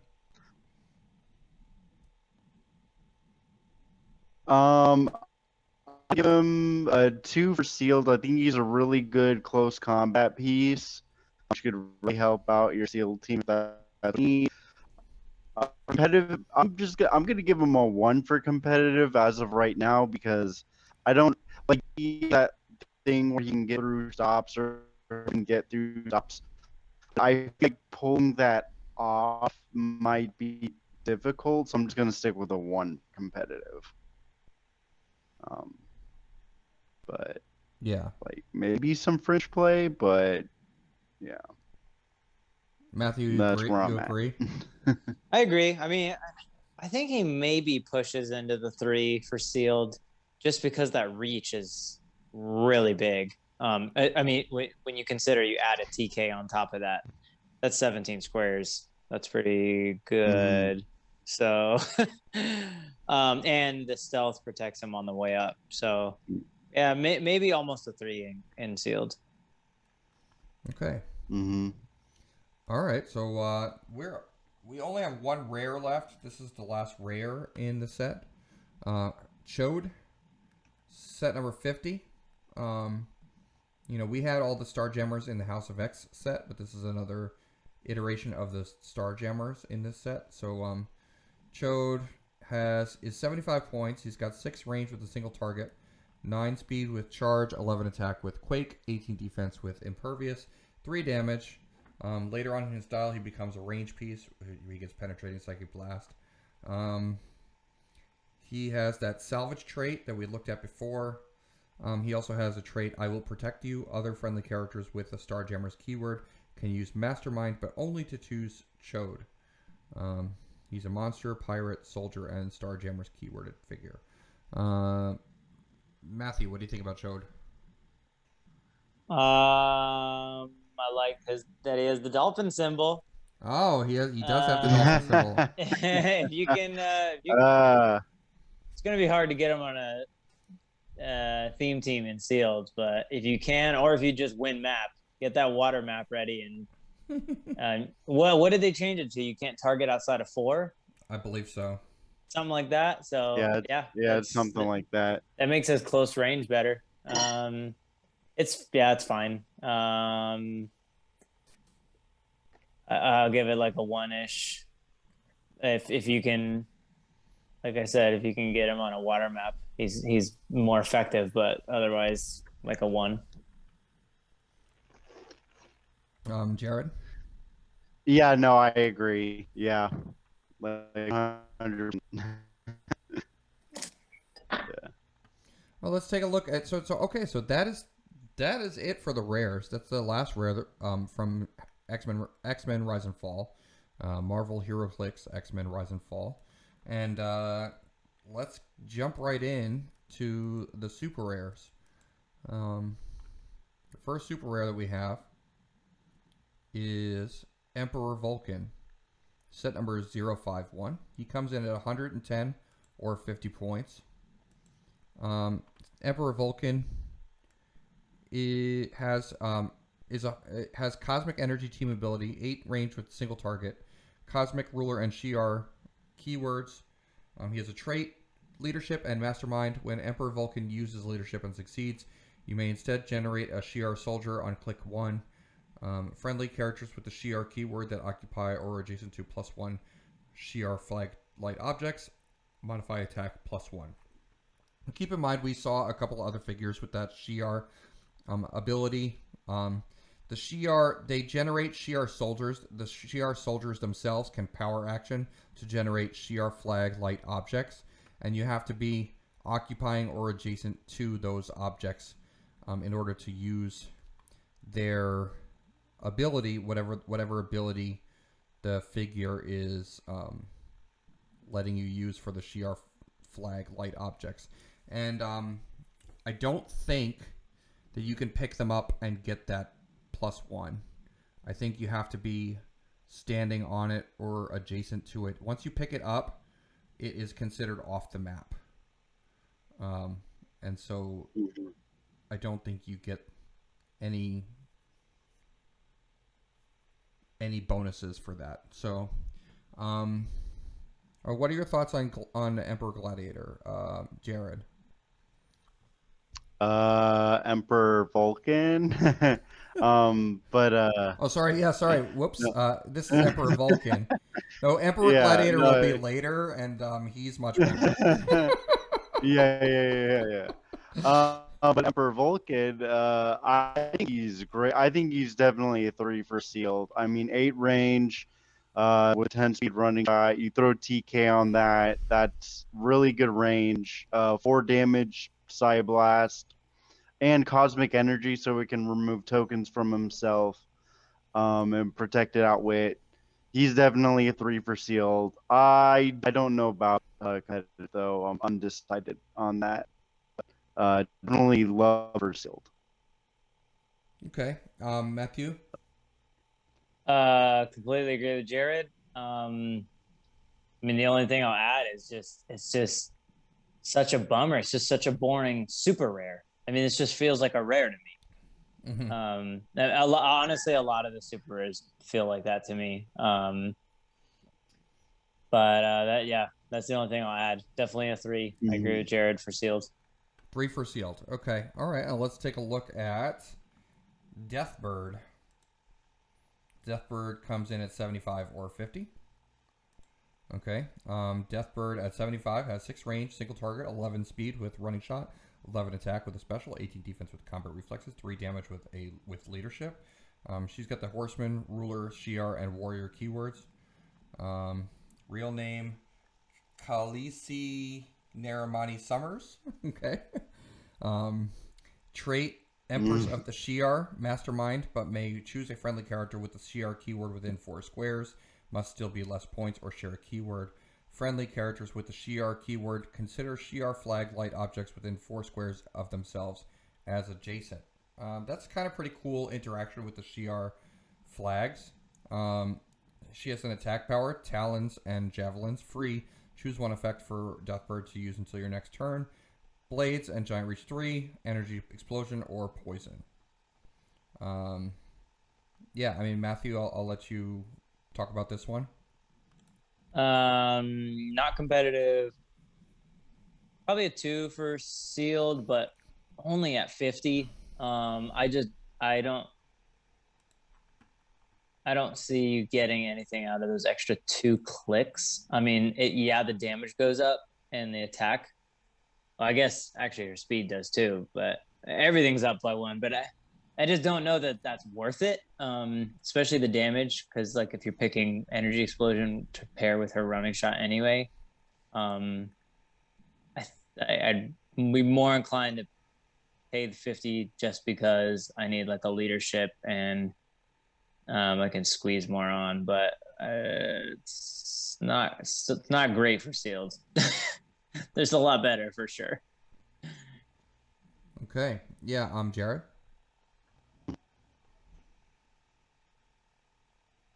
Yeah, I'm not that impressed by her either. I think Matt's right about paying 50 instead of the 75. Like, you're not really getting a lot out of that 25 points. Yeah. Okay. Even though she's only got a 2 damage with her on her 50 points, like on her 50 point. I guess for seal, I think for seal, it's fine that's not because that you bad. just use Energy Explosion. You're doing 2 damage to everyone anyway. Yeah, and then the So- blades would replace the 2. Right. Okay. Yeah, that makes sense. Yeah. So. Mhm. Does she when she takes blades though? Oh yeah, that would be when she gets her on her charge clicks though. Yeah. So really, she's just like kind of an energy explosion figure. Okay. Yeah. All right. And also I kind of tend to agree with Matthew about this one. She feels like a rare to me. She doesn't really feel like a super. Yeah. Okay. Let's take a look at the next figure, which is Emma Frost. Emma Frost comes in at 125 or 75. She's got 8 range, triple target. She's got the X-Men team ability. She's got 7 speed with mind control, 12 attack with penetrating psychic blast, 18 defense with super senses, 4 damage with prob. She does have a stop click, which has impervious on her stop click. She has a trait. She has a rally trait. When she uses mind control, you may replace a die in the attack roll with her rally die. She also has another trait, a little help from Cerebra. Free. Choose an improved targeting power to use until your next turn. Improved targeting elevated, improved targeting hindering, improved targeting blocking, improved targeting blocking and destroys blocking, improved targeting out of adjacency, and improved targeting characters. You may choose an additional improved targeting ability for each action token on Emma Frost. So that's even when she has 2 action tokens, you can choose 2 additional improved targetings, which, it wouldn't help her when she's attacking, but it does help her when she's using prob or outwit, because she does have that on her damage power. She has prob, she alternates prob and outwit, so she can use those improved targetings when she has even when she's double tokened. I don't know. Jared, what do you think about Emma Frost?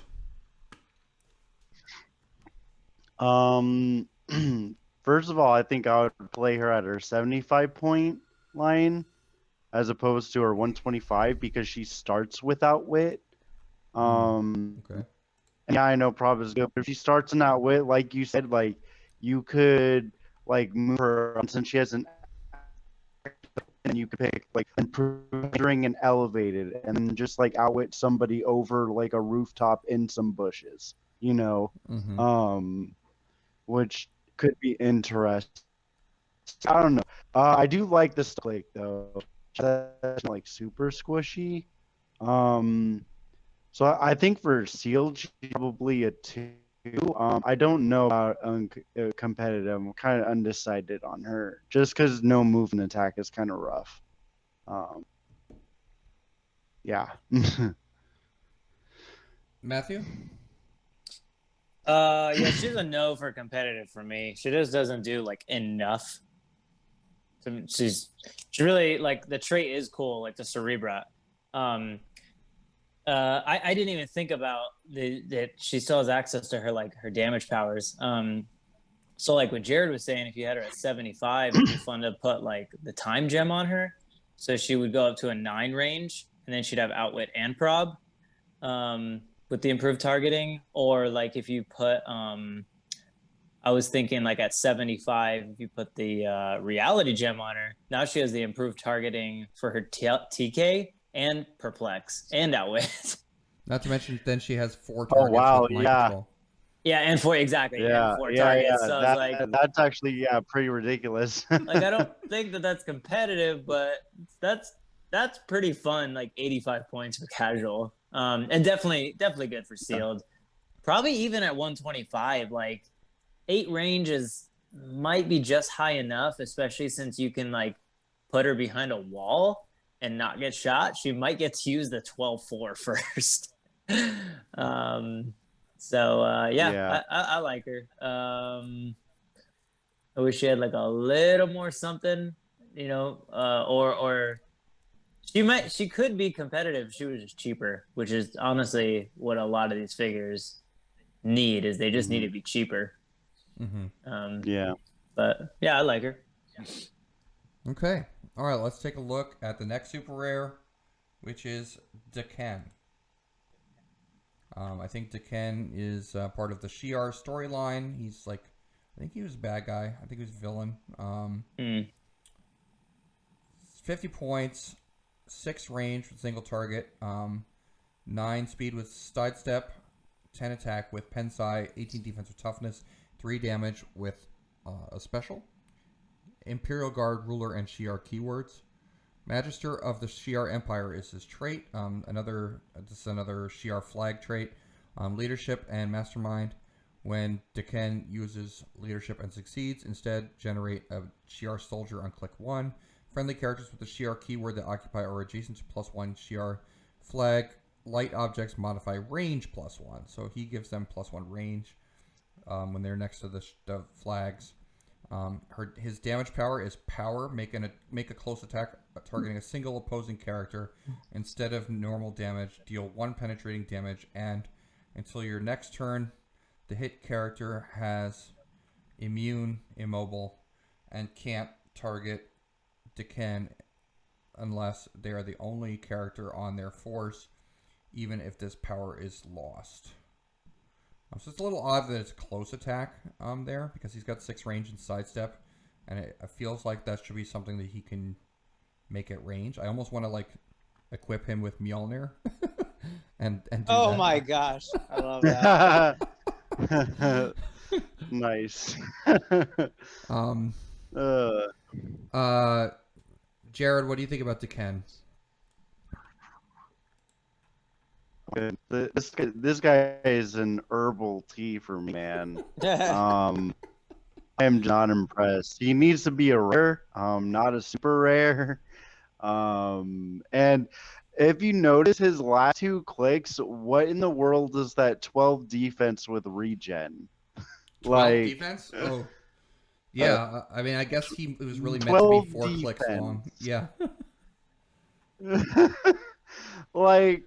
I just I don't like that at all. This guy's just a straight up herbal tea to me, man.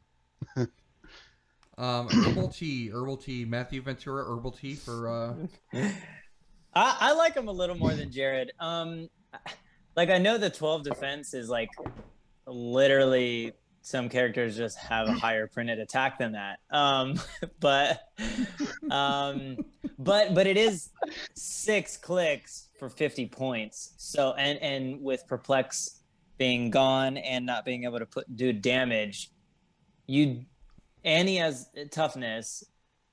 You do have to sink a little more into him than you would think. Like it's usually at least a double tap. Plus he's got Mastermind. Yeah, I didn't even think about the Mastermind. Okay, yeah.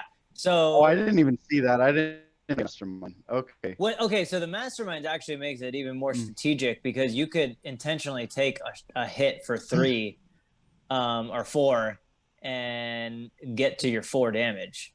And 4 damage with your penetrating damages could be pretty good for sealed.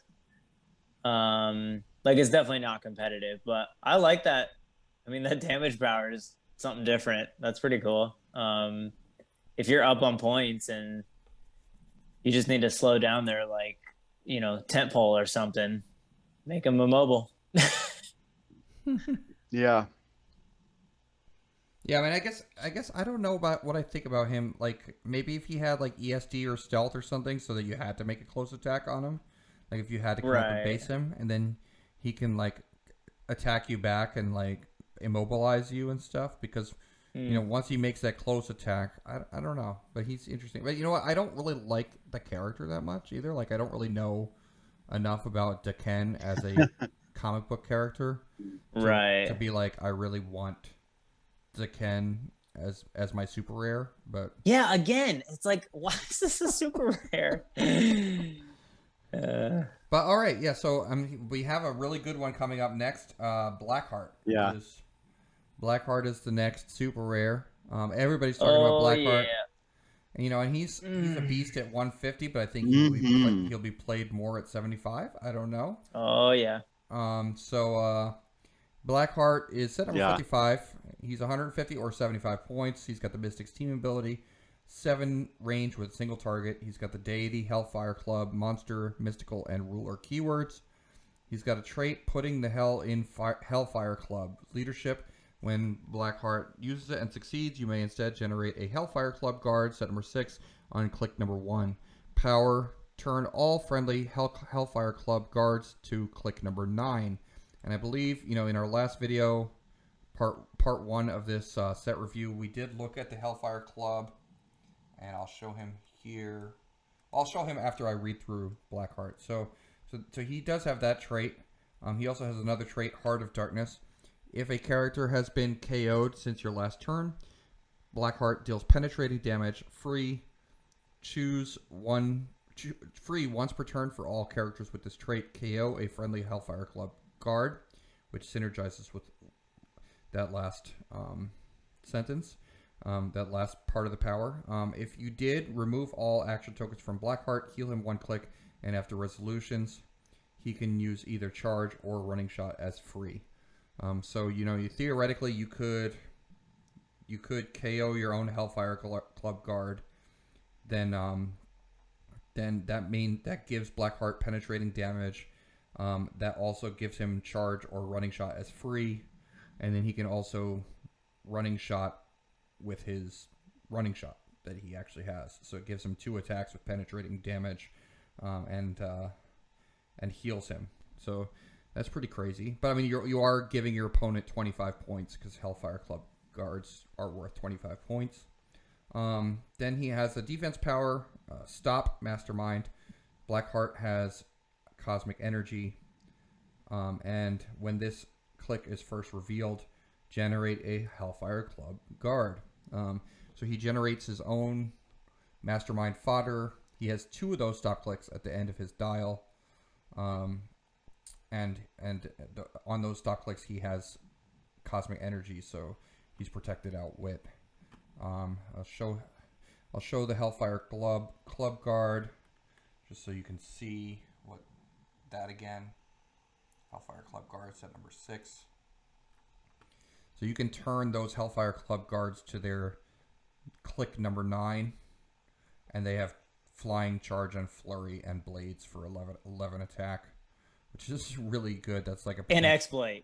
An exploit, so that's a potential 12 penetrating damage from a 25-point figure.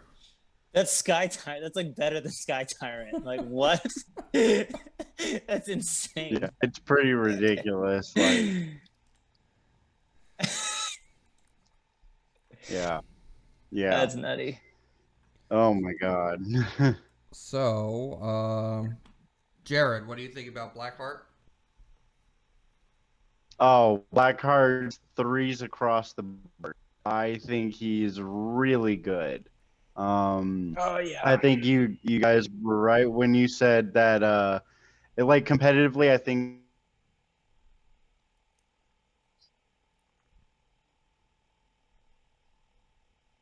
Oh, Jared, you froze for a second.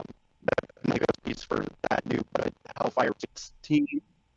And I think like the spawning of those guards can get like really out of hand. If your opponent like doesn't know how to really take control of that, it could just be really bad and snowball.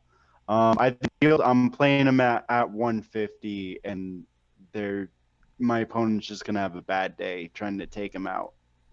Like seriously. And with Mystics, like no invincible in this set. So if your opponent's going after him, they're taking damage too. So like yeah, this guy's threes across the board. Definitely an autoplay. And for casual, by the way, potential Galactus Herald. That would be fun. Oh, lovely. Matthew, what do you think about Blackheart? Oh yeah, this is a lot of threes. Yeah, this was another figure. Like the more that I let stew and I digested it, it's pretty nasty. Like Mystics can be, bad. Like in competitive, you take damage on your own turn, and you can retail on them or whatever. But like other than that, I mean, in a general sense, it's good because he's so hard to kill. So like whatever's going after him is taking a lot of damage, and then each time you hit him onto one of those stops, he's creating his own mastermind fodder, and then like even if you don't kill them, he's turning them into like we just talked about, like flurry exploit. I mean, with 11-3, and they can even move around with the charge. I mean, it's a lot. It's so much, and it's so much reach. Like if you have a TK and you hit leadership, so like you said, if you want to, you can KO one of your guards. Yeah, you give up 25 points, but let's say you go first, you take your first turn, they take their turn. You hit your leadership, and you have a TK. You can KO the guard, TK him, 6, free running shot, 5. So you started on 2, that's 11. So you're on 13. Running shot another 5. Now you're on 18, and a 7 range. That's like the whole board. Yeah. With 1 TK, and he's doing penetrating. So you shoot the Dark Phoenix. Now you just traded your down Hellfire guard that you generated. So you still have all of your original points you paid for. You're down on points, but not on tempo, and they're down a Dark Phoenix. Like that's a pretty good trade. And then he just has the 2 stop Clix. So like even if he's that close to their starting area, like you probably have your own Dark Phoenix because he's Hellfire. And he's so much work to take out anyway. Like he's just really good. he's so yeah. The only thing that's good against him is like Secret 6 that I can think of that can outwit his stop click if Secret 16. Yeah. But other than that, it's pretty sweet. And actually, he is a pretty good candidate, I guess, in competitive for putting the Galactus Herald on him to giving him protected outwit. I guess, but he gets it when he hits a stop anyway. That's true. Yeah. So it would feel a little wasted, in my opinion.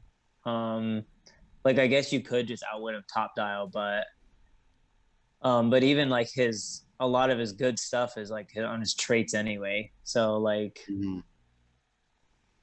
I don't know. Like, and yeah, you could outwit his move and attack, but then if something, that's the crazy thing is his says if a character has been KO'd since your last turn, a character. I don't know what meta you guys are playing, but every turn in meta, something is dying. Yeah. Like after turn 2, a character is being KO'd. So like he basically just always has damage. Yeah, it's pretty ridiculous. So definitely a great figure. I'd give him 3s all around as well. Yeah. Blackheart, for sure.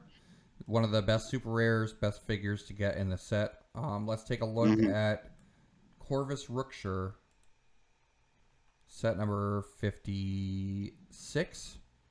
50 points. 5 range with a single target. 8 speed with charge. 11 attack with a special. 18 defense with combat reflexes. 3 damage. He has the Blade of the Phoenix attack power. Blades, Claws, Fangs. When Corvus Rookshire uses it, apply the following effect based on the D6 result. 1 through 3. The attack deals penetrating damage. 4 through 6. Once per turn after resolutions, Corvus Rookshire may make a close attack. Kind of like a pseudo flurry, I think. I don't know. Yeah, because when you make that second attack, you can use blades again and then roll for that effect again. Oh, okay. So if you keep rolling 4 through 6, yeah, I mean, you can essentially just keep attacking because it doesn't say. No, it says it's not once per after. turn. No, it says once per turn. Oh, once per turn. Okay, it does say that. Never mind. Okay, but still, like you still get to roll blades twice. I mean, still pretty freaking sweet. Yeah, So. and you could potentially make them both penetrating.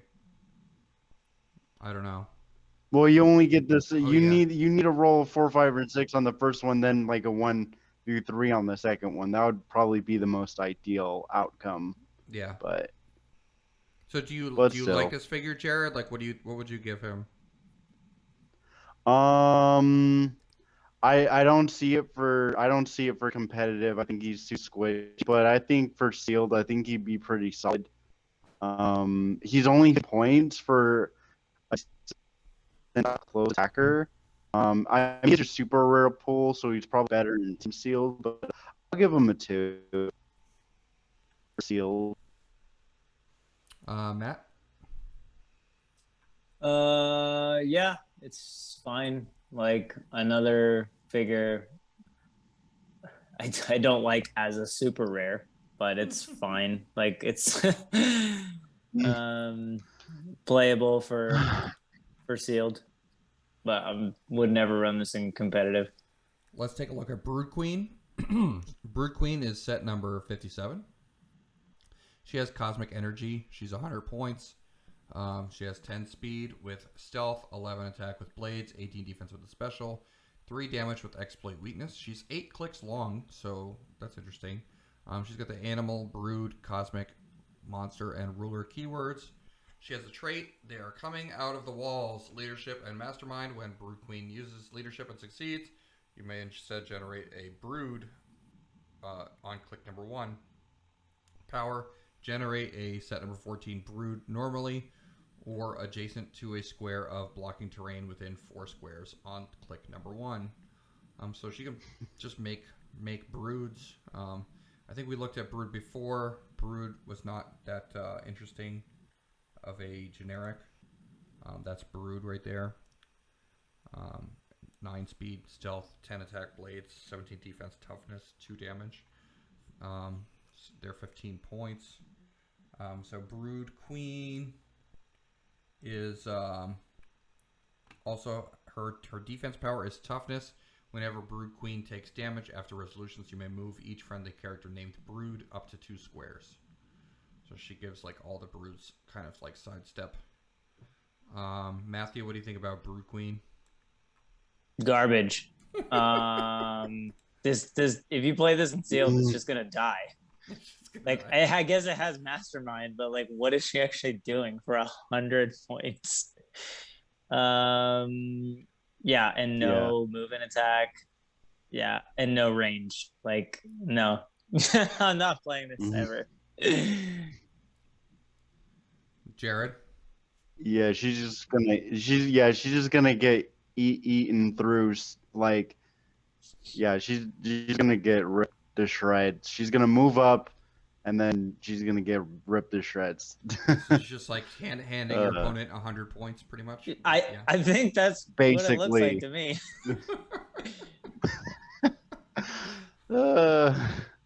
Okay, yeah. All right. So that's Brood Queen, definite herbal tea. I don't think we like the brood in this set. The next one is Angel. Angel's 45 points. Defenders and X-Men team ability. 0 range with single target, 12 speed with charge, 11 attack, 18 defense with toughness, 3 damage with empower. Champions, defenders, horsemen, Jean Grey School for higher learning, X Factor, and X-Men keywords. Real name Warren Worthington III. Improved movement through characters.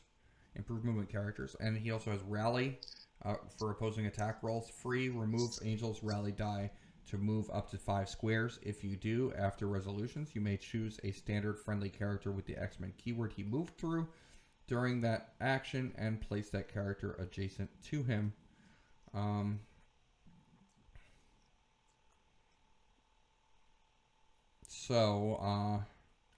You know, that's a lot of movement. If he does remove that rally die, he can get, you know, he can move 5 squares and then for free and then charge for 6.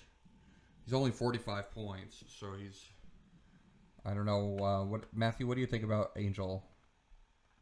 I didn't really do, so we're back in the uncommons or commons? This is the super rare. I know. No special powers, no attack power at all, no attack power, no traits. What is this? This is a herbal tea again. Sorry. Yeah. I mean, do you think he's like maybe cost effective for 45 points though? I mean, like you don't normally see a dial this. I don't know. Barely, but like he has a 9 attack his last 2 clicks. With like, close combat expert, so it's really a 10 yeah. It's really a 10-3 and a 10-2, I guess, at the end of this dial. No attack power. I don't know. I just really, truly cannot believe this is a super rare figure. This is crazy. This is gonna be like $5.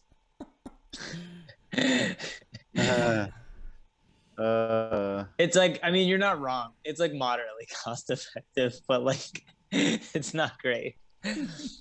Jared? Yeah, I'm just not impressed at all with this dude. I mean, there's nothing. Like Matt was a little harsh. I was gonna say, how did rare make it in the super rares? But like Matt was like, are we in uncon? Like a little bit more brutal. But like this dude just I don't see anything. I mean we just went through the rares and like 90% of the rares are more interesting than this guy. So yeah, I'm just not impressed. Herbal teas.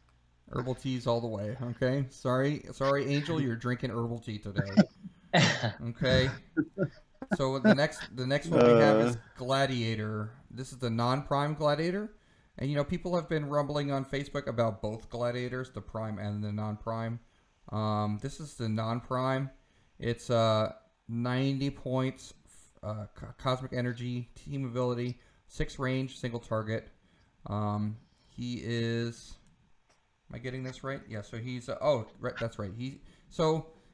This is his dial, but he actually starts on click number 4. So I'll read what powers he has on click number 4.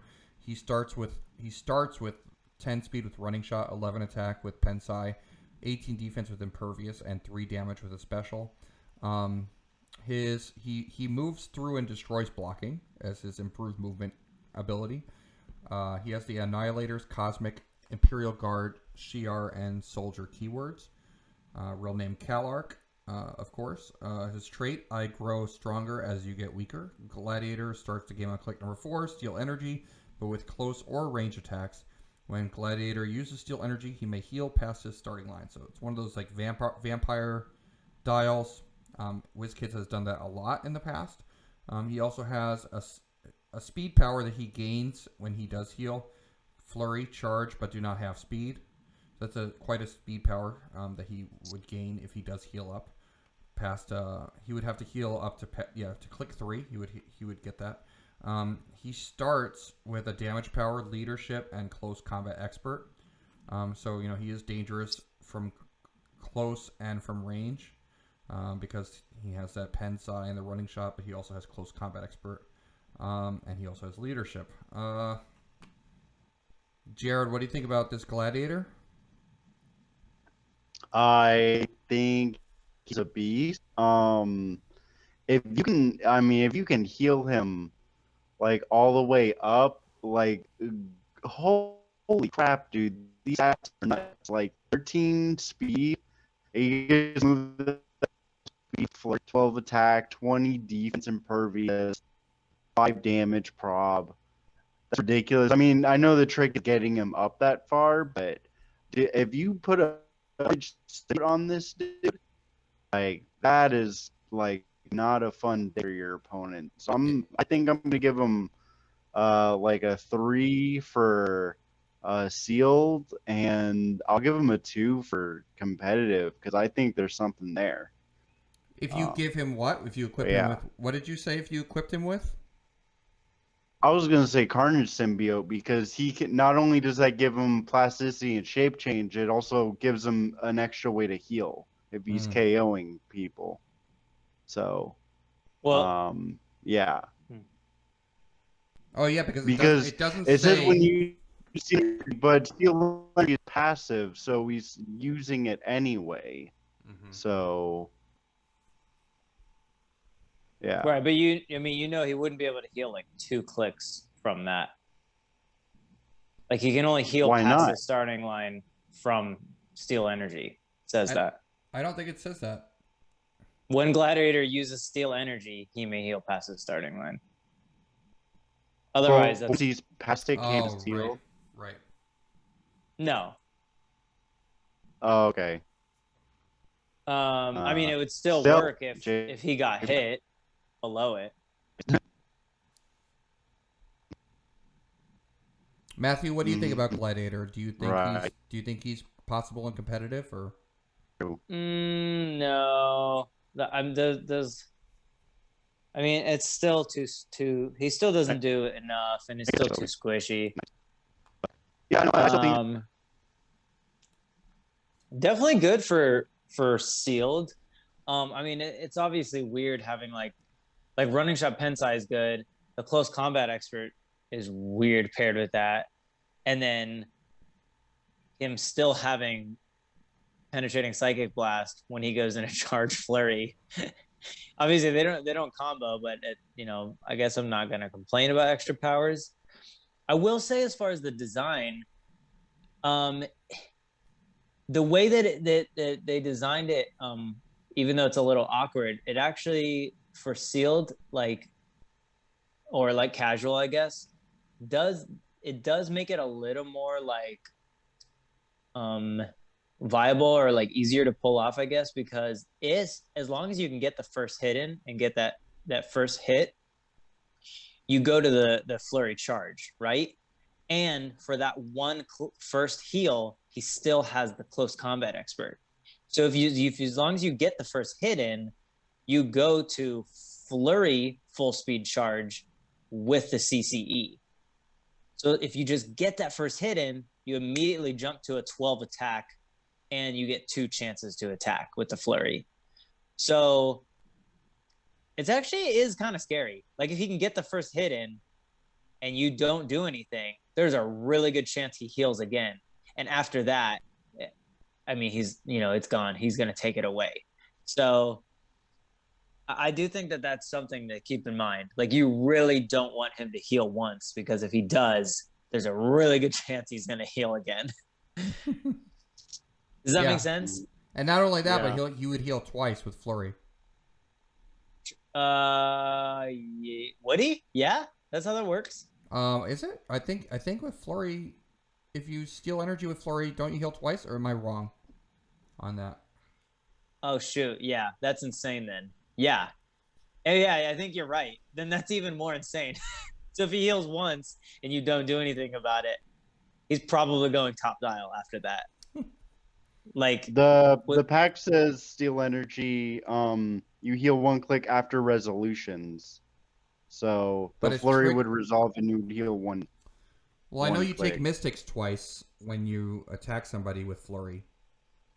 And that's after resolutions okay. too. Well, maybe it is. I don't know.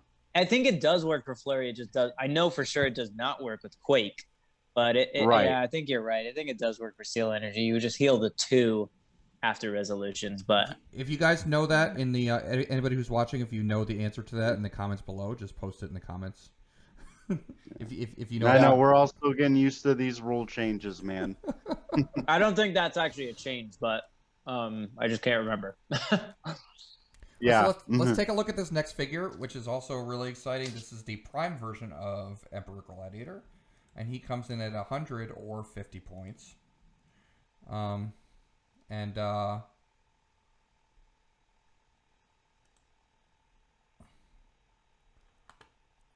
Let's see. So Emperor Gladiator, 100 points, 8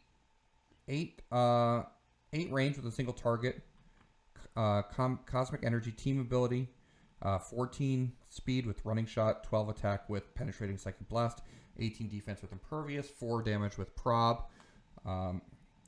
Keywords: Cosmic, Imperial Guard, Ruler, Shi'ar, and Soldier. Real name: Kalark. Improved targeting through blocking and destroys blocking. So that's improved targeting. That's really good. He also has a trait: Reluctant Magister of the Shi'ar Empire. Leadership and Mastermind. When Emperor Gladiator uses leadership and succeeds, you may instead generate a Shi'ar soldier on click number 1. Friendly characters with the Shi'ar keyword that occupy or adjacent to +1 Shi'ar flag light objects. Modified damage +1. Then another trait: You can't hurt me because I believe you can't hurt me. When Emperor Gladiator hits, give him a confidence token, max 1. If Emperor Gladiator has a confidence token, he can reduce penetrating damage. When Emperor Gladiator would take damage, he may instead remove a confidence token to take no damage.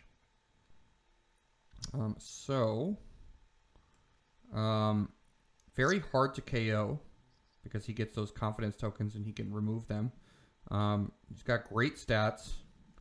12 attack with Pensai, 4 damage with prob, lots of speed. He targets through blocking. He's got Mastermind and leadership. He's a cosmic figure. Matt, what do you think about Emperor Gladiator Prime? Oh, sorry, he's adjusting his microphone. Hello? Hey, sorry, did you say, were you asking me first? Yep, I was asking you first. Emperor Gladiator Prime, what do you think? I love it. 3 out of 3. This is probably like, if you want to play a tentpole style team, this is probably the tentpole you want to play in modern competitive. For like, you definitely want him on a theme team, because you want to go first. You want to get the hit to give him the confidence token. So he has some pretty good keywords. You can obviously put him on Cosmic, Ruler, Soldier, but then Soldier and Ruler open up Spider-Man family, and Cosmic also opens up Latveria. And then Shi'ar gets him on X-Men with Professor X. Lots of options there to go different teams. I know you did a video on it, Tony, and I liked your Cosmic build. It's a really cool figure.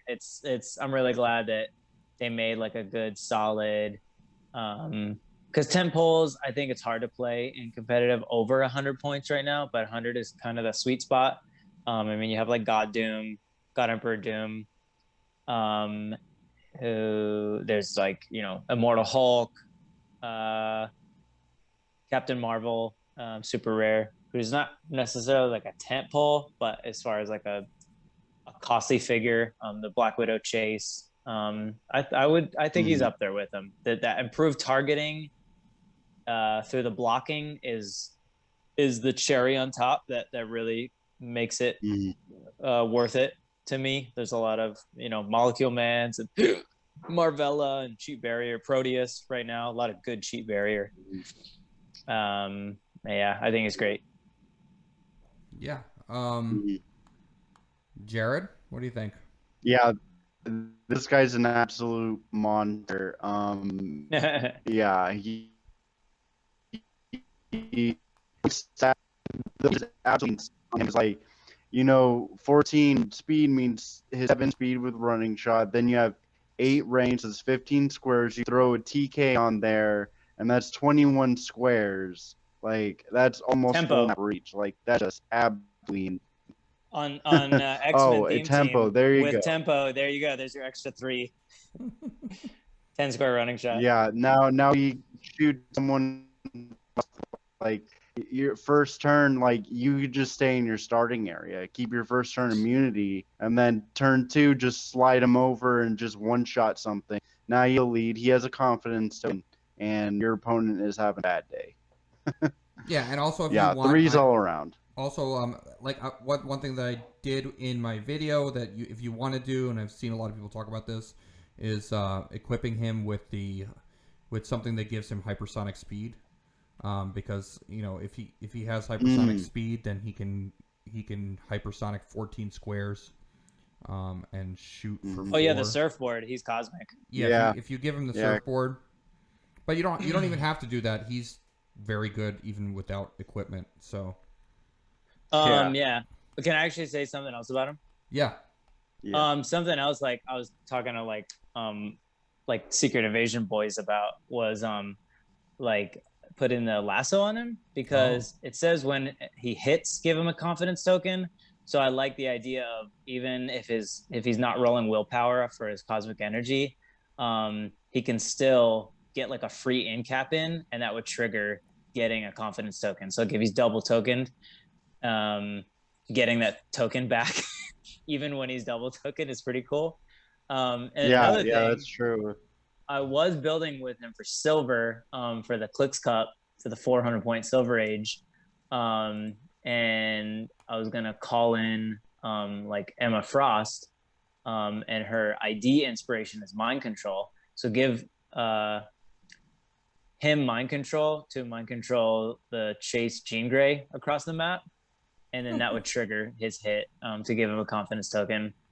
But and I've heard some other people talk about that for competitive. I don't know if it's as good for competitive because you have to equip him, but that's what I like the idea more for silver, because you could just inspire him for the turn, and then you could call in the 75 point like Chase, who also kind of protects your team like Bishop does. But anyway, yeah, lots of things you can do with him. He's cool. Would you guys play him at 50 points ever, or? I forgot he had a 50 point line. He does, but I really think his 100 is kind of the way you want to go and play him. I think he like leans more towards that 10 pulse style of play. I don't know about the 50 because he doesn't have like the running shot or the pen side. Like he becomes a close combat figure. Never in competitive. In maybe in casual. Then he's like, I would play him at 50 in casual because it makes him more casual. Yeah. Okay, let's take a look at the next figure, the next super rare, which is Mystique. 105 points, 5 range with two targets. She's got the Brotherhood of Mutants team ability and the X-Men team ability. 9 speed with running shot, 11 attack with in cap, 18 defense with the special, 3 damage with outwit. She also has a 55 point line, where her stats don't really change that much. And her keywords are Assassin, Brotherhood of Mutants, Freedom Force, Quiet Council, Spy, and X-Men. Real name Raven Darkholm. She has a improved movement through characters and improved targeting out of adjacency. She is a Krakoan Revival figure at her 105 point line. And it looks like at her 55 point line. I'm not sure if that's I don't know. I'm not sure about that. But she has a trait, let me slip into something more comfortable. Stealth. Mystique modifies defense +1 for each action token on adjacent opposing characters. And a defense power, impervious, super senses, and willpower, protected outwit. So that defense power is protected outwit. Impervious, super senses, and willpower. Jared, what do you think about Mystique? First of all, I want to say that a Mystique without shape change is just real weird to me. That just doesn't make any sense at all. But I do like her for sealed. It's really interesting from a revival character because the 105 lets you revive 100-point characters or lower, or if you do the 55, it's 50 and lower.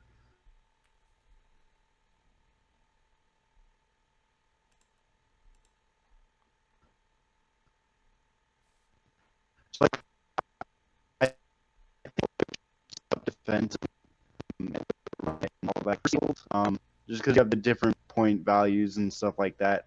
I don't think she's gonna see any meta play because there are better Krakoa revival options than her. So yeah. Okay. Matt? Not interested in 105-point Mystique. I like my Mystiques a lot Yeah, that's all I cheaper got. and a lot more shape change. I mean, I don't even like Impervious and Super Senses. I mean, they're both rollouts. It's not that much different from shape change, but Yeah, no, I know. I mean, just like flavor. yeah. Yeah, but that's still a lot of points though. For like an in-cap outwit. Yeah, and and the more I thought about it, I don't know that Krakoan Revival is even that good in sealed, because the bystanders that you give your opponent are like better than the characters you're playing. Yeah, they're really good. Yeah. So yeah. I don't think I want to give anyone that. So I think it's just like one all around for me. Okay. Let's take a look at Mimic. This is non-prime Mimic. Let's take a look. He's 100 or 45 points. At 100 points, he has 2 stop clicks. He's got 12 speed, 11 attack, 18 defense with toughness, 4 damage with leadership, 6 range with a single target. Brotherhood of Mutants, Defenders, Exiles, and X-Men keywords. He's got the Rally trait. Free, remove Mimic's Rally die to choose a displayed standard power a character within range and line of fire can use. Mimic can use the chosen power until your next turn. Another trait, Power Mimicry. At the beginning of the game, give a Mimicry token to a character on your sideline with a point cost less than or equal to Mimic and with X-Men or Brotherhood of Mutants keyword. Mimic can use the displayed standard powers on the starting click of the character with his Mimicry token. So lots of power picking from Mimic. His defense power is Stop Toughness.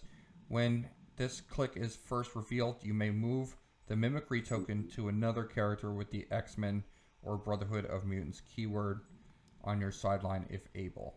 And his 45-point line, he does have 1 stop click on his 3rd click if he's been played at 45 points. Yeah, both point lines have leadership. Matt, what do you think about Mimic? I really like this figure actually. I have both point lines. I don't like love it. Like for competitive, it's might be good enough to see some fringe play. I really like it for sealed for a couple of reasons. One, it has 2 point values, so it's really easy to flexible to put on a team. 2, it's X-Men and Brotherhood, which are like the 2 most popular keywords in the set, so really easy to get them on a theme team. And just like for 100 points, like good values and 2 stop clicks. And most characters like with stop clicks, especially like the second one, is usually their last click. So this is really cool that you have to get them onto a stop, and like you have to actually do more damage than just to get him off of it. Like he still has the extra click after, so you can't just like, if you get him to that stop click that's on 6, you can't just do like 2 damage, and get over the toughness, because that still would put him on the last click.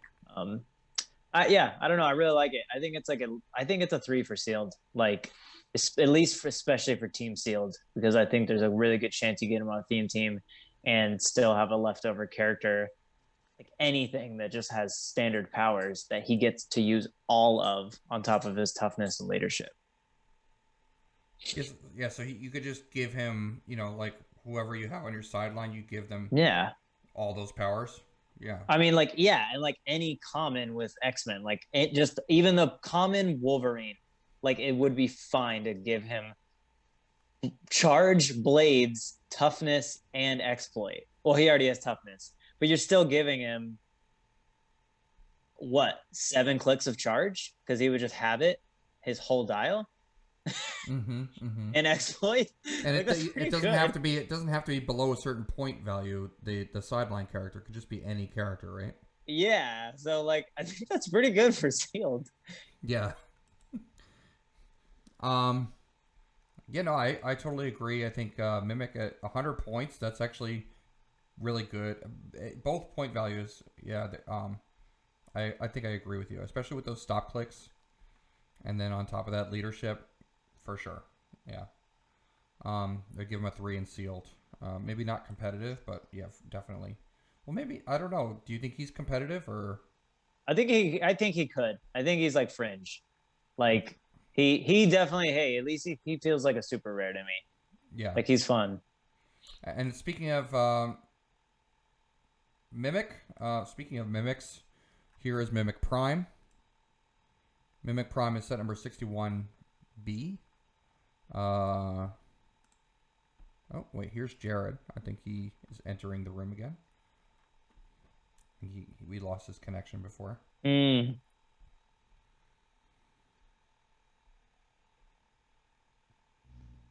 Hello.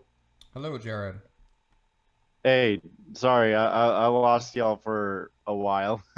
That's okay. You just missed Mimic, but we're on to Mimic Prime.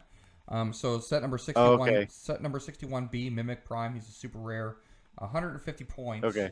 or 60 points.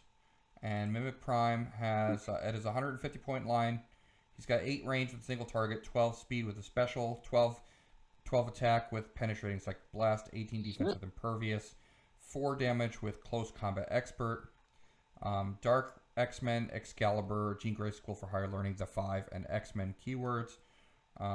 He's got the rally trait, remove opposing attack rolls, remove Mimic's rally die, and choose a displayed standard power a friendly character within range can use. Mimic can use the chosen power this game. So you can take if you do use that rally die, and, and there's some ways of cheating rally dies onto a figure with like Moira McTaggart. You can actually give out rally dies. So you can get him a chosen power, and then also a trait absorbing powers all around me. Mimic can use the displayed standard attack and damage powers of adjacent characters. So that's good right there. And then he has his speed power is flying, hacking, slashing, charge, flurry, plasticity. So I believe if he charges up and flurries a figure, he can automatically use the displayed attack and damage powers of the figure that he's attacking at close, because he would be considered adjacent to that character. So if you're attacking a figure with exploit weakness, you can charge flurry exploit. That does work. So he's pretty dangerous because he would be attacking with charge and flurry. He would be attacking with a 13 for 5 with charge flurry. That's on his 150 point dial. On his 60 point dial, he does have exploit on his 60 point dial, but he only has super senses as his defense power. Jared, what do you think about Mimic Prime? Yeah, I actually like him. I think he's pretty decent. I could see the 60 point line getting played. I know, even though like super senses, like it's not a reducer like impervious is, but I mean, like even at 150, it's you got your 6-speed charge, and then you got 13-5 because of close combat expert. And like you said, like they could have exploit. Or they could have like prop, so he could use prop too. That's always nice. Also he could use the defense power of the person next to him. So no, it's attack and damage. Oh, it says attack and damage. Never mind. Thank you. But I think he's pretty solid. I don't see. I think he's a 2 in sealed, but I don't see him getting any play competitive because again, it's your prime slot. There's just better options out there. Yeah, actually, what For me and what Matthew, it provides, like it just. yeah, actually, what Matthew and I were talking about before was that Mimic, the non-prime, and I think he looks better than the prime. I mean, I'm not sure. What do you think, Matthew? If the prime gets play, it'll definitely be at 60 points. Just 150 is just too much to half your build to sink into him. But it feels like somewhat of like a high skill cap type of figure where to maximize his potential, you got to be, really aware of the game state and what's going on, and also like how you build, and then also what you're up against. There's just a lot going on, but it feels like it could even as a prime, I feel like it could almost be there at 60. It is a lot that he could do. Options are a little more limited right now for equipment. Like I would like his Psychic Blast better and 8 range if you could get him running shot. Mm-hmm. But like the gliders rotating. But yeah, I don't know. It's still pretty cool.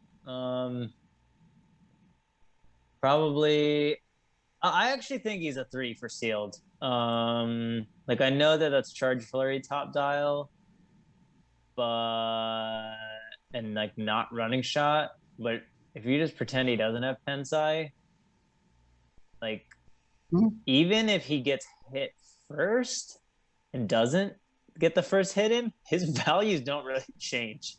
So he's still going to put a beating on. And has 9 clicks. So I think it's probably a 3 for sealed. Yeah, some like maybe fringe play for competitive. Okay, let's take a look at the last super rare, which is Apocalypse. Everybody loves Apocalypse. Apocalypse is set number 62. He comes at 125 points or 75 points. He has the Cosmic Team ability and the X-Men Team ability. He is 7 range with 2 targets, 11 speed with running shot, 12 attack with penetrating psychic blast, 18 defense with impervious, 4 damage with a special. He's got the armor, future, horseman, past, ruler, and X-Men keywords. Trait, rally. He's got a rally trait. Opposing attack rolls free. Remove Apocalypse's rally die to choose a friendly character that shares a keyword. The chosen character can use Blades, Claws, Fangs this turn. That's pretty decent. Then he's got another trait, the Strong Survive. Adjacent friendly characters or characters with the X-Men or Horseman keyword can use Steal Energy. And I believe, unless they errata that means all X-Men or Horseman keyworded figures, either friendly or opposing. So he just gives a lot of figures Steal Energy. Then he's got a defense power that comes later in his dial, Invulnerability and Mastermind. And his damage power that he starts with is Leadership and Outwit. Matthew, what do you think about Apocalypse? Not exciting. I mean, we already got a bunch of good Apocalypses that are better than this, I think. This is basically just the same dial as like Emperor Vulcan. Possibly unplayable and sealed just because of giving your opponents X-Men Steal Energy. I mean, there's so much X-Men. Most of it, there's like, I don't know, probably like a 50-50. You run into an X-Men theme team, and even if they're not themed, most of the characters are X-Men. Like, damage you put in, they heal back. I mean, I don't know. It might not be worth it if you don't pull anything better. But yeah, I'm not playing this for competitive, but a 1 to 2. I mean, or a 1 to 3. It's a 1 or a 3. It's not a 2. If you don't pull anything better, then he's good and can't be outwitted. But given the opponent's X-Men Steal Energy, could be pretty bad. All right, Jared. Yeah, I didn't think about that. Giving your opponents like your essentially their whole team steal energy, that is just that's too risky in my book. I don't think I would play him if I pulled him. Like I he's forgot got he good does have stats, outwit. So that but I mean, an outwit is pretty strong, I guess. And yeah. his outwit can't be outwitted. Yeah, yeah, but I So think he would be like super fun to play in a casual game. Like you could definitely build a really team around him, but still, like, yeah, I think it might be too risky. It might be too risky. Mm. So, So yeah, like a 1 or yeah, probably one. I I think I'm think the back to a risk goes 2 in. because of his outwit. Because it was an Yeah, unoutwittable outwit. I think I'm back to a 2. all right. Well, I think I'm just gonna stick with one. so Coffee and Clicks viewers, you just watched the super rares. We just reviewed the rares and the super rares. Now we're going to be reviewing the chases. Let's take a look at the first chase, which is Weapon Hex. Weapon Hex, okay. 75 points. Mystics and Defenders team ability, 7 range with 2 targets, 10 speed with charge, 12 attack with a special, 18 defense with super senses, 3 damage with probability control. Defenders, Mystical, Warp World, Weapon X, and X-Men keywords. Real name Laura Kinney. So I think she's a cross between like Scarlet Witch and Wolverine or X-23. And then her trait Hex marks the spot. Power: choose an opposing character within 6 squares in line of fire and give it a target spell token, removing any on other characters regardless of source. Friendly characters with the mystical keyword can use improved targeting, blocking, elevated, hindering, and when targeting only the character with the target spell token. She also has the attack power Hexagon, Blaze Claw's Fangs. When Weapon Hex uses it after resolutions, you may place a hit target up to X squares away from their current square, where X is the D6 result of the Blaze Claw's Fangs. And then her defense power, her special defense power, she has 2 stop clicks. Stop super senses at the end of your turn, heal Weapon Hex 1 click. So she heals off her stop click just automatically if you don't push her off of that stop click. So, Jared, what are your thoughts on Weapon Hex? So for sealed, I think she's actually pretty solid. She's got, high defense stats, 2 stop clicks, rollouts, prob. She can heal off her stop clicks. So I think she's pretty fine for sealed. I'm gonna give her like a 2, because she is outwittable, even though her stops aren't. For a competitive, I just don't see it. I do have a really nitpick about her trait power. So it's a power action to choose a character within that line of fire, right? And then your characters can do that. But she doesn't have that improved targeting herself. So she's got to go out of her way to get there and action. I just think it's too hard to pull off. If someone is in stealth and you want to give one of your friendly characters this less targeting, she doesn't through him, so she can't even help them out. So I don't like it that much. That's just me. Okay. So you give her a 2, but not competitive play, not really at all, like a 1 in competitive? No, I'm gonna give her a 1. 1 for competitive. Matthew? I think this is easily the best chase, in my opinion. I think she's fantastic. I think she's at least a 2 for competitive. She could be better with as we get more sets that open up keywords too. She is not unique. Her Jared, I don't disagree with the Hex Marks the Spot power action being like kind of clunky, but where I disagree in a way is I don't mind that it's clunky because it's not like that's the only thing she does for 75 points. Like if you removed that, she's still a great attacker that's insanely hard to kill, and you have to take Mystics damage like 3 times at minimum. So like I'm fine with it being kind of hard to pull off because she's just good without it. And then the attack power I think is pretty cool. That's just like a fun thing. I don't know. I think it's almost there for competitive. I mean, I don't know. It would annoy me if I had to play against it. That you have to dedicate like an entire turn to it. Otherwise, if you don't, that's extra Mystic damage you're taking. So it's ridiculous.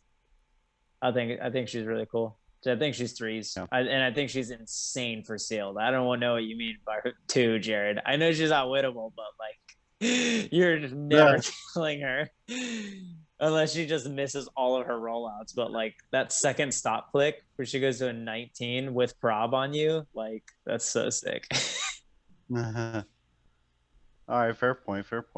Yeah, and then Mystics and sealed.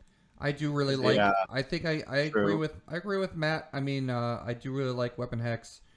Yeah, that first power, I definitely see what you're talking about, Jared. About the and I did wish she had some improved targeting herself. I think that would make her, just even better. But I mean, the fact that she can place people with after she hits them with blades is just like a cool power, and like you can basically put them in your kill box, so you can like finish them off. And also her defense, her stop clicks, she heals off of them, so she's gonna be like Matt said, which I didn't even realize, is that you're in order to KO her, you're at least taking 3 Mystics, so that's really good. Plus she's got prob and she's a good attacker, so I think she's really good. Oh, and she also has 2 targets. I mean, I don't know. She's really good, I think.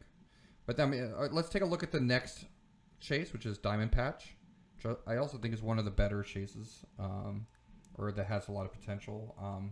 You guys can tell me if you agree with this. So Diamond Patch comes in at 80 points or 40 points, and has 0 range, 2 targets, Brotherhood of Mutants, and X-Men team abilities.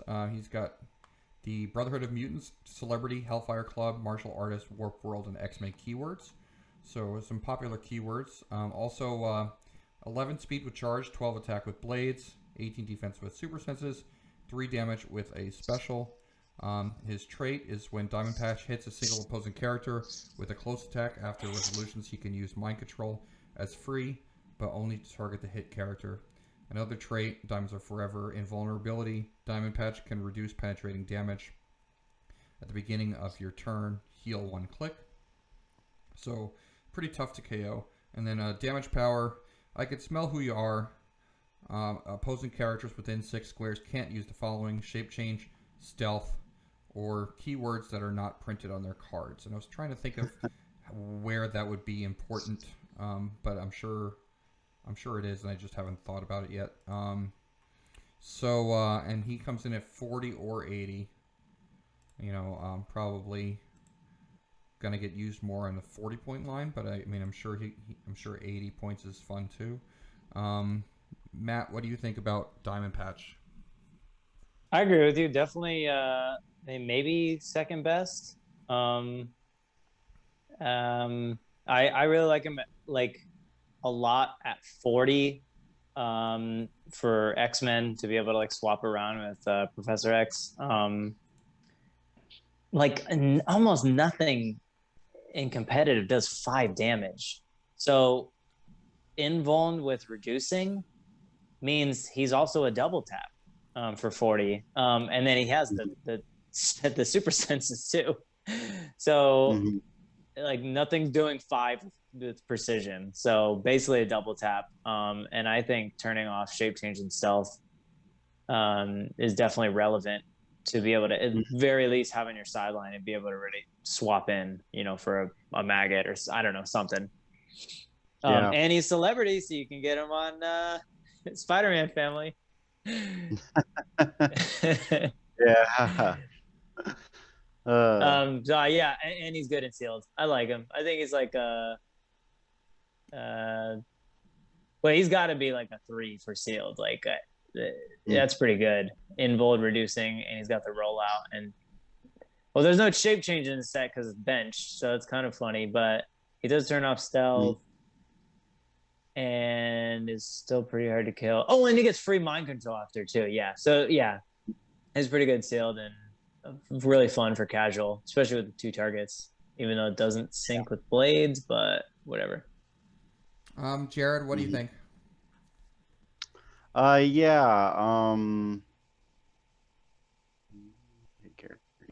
Yeah, I like him. I like him a lot. I definitely think he's a 3 seal. Just take just good damage. Like, you damage someone, then mind control them to hit someone else. So it's just like it's good. Competitive, I definitely see him getting on those swaps because I think like just being able to shut down shape change and stuff could like release very helpful to your team, and just having him just so you don't have to dedicate him to your team, you could just have him on your sideline, just bring him in when you need him. I think is really good. So I say like 3 for 2 for competitive. Okay. So let's see. Next figure is Hellhound. Hellhound is 90 points. I think this is the cross between Magic and actually I'm not sure who is she's supposed to be crossed with. Oh no, maybe like Blackheart or something. No, I'm not sure actually. But so Hellhound is 90 points. She's got the Mystics team ability, 6 range with a single target. She's got the Assassin, Mystical, Warp World, and Weapon X keywords. Trait Blood for Fifth Chacon. I can't read that. Steal energy, but may use it with close or range attacks. Okay. So traded steal energy is always good. Contingency clause trait. When an opposing character would be dealt damage from Hellhound's Mystics, instead roll a d6 and deal that character penetrating damage equal to half the result. So oh my god. Yeah, so actually this is a really good chase too, I think. I don't know what you guys think about it, but this is so far the chases are looking really good so far. 11 speed charge, 12 attack blades, 18 defense toughness, 3 damage with exploit, so she's doing exploit blades with 12 attack. Plus she can shoot you if she needs to because she's 6 range. And yeah, you want to stay away from her because you want to get her off the map because she's really dangerous, but if you hit her, you're potentially taking lots of damage from Mystics. So Jared, what are your thoughts on Hellhound? Yeah, this is like really interesting because that the potential Mystics damage you could take like could be very devastating. That being said, I think she is a little squishy with only toughness and combat reflex. I think concealed she's great. I think she's a 3. Like I would play her concealed because the attack damage from Mystics is just insane. Competitive, I'm not 100% sure. She might be too much points for 90.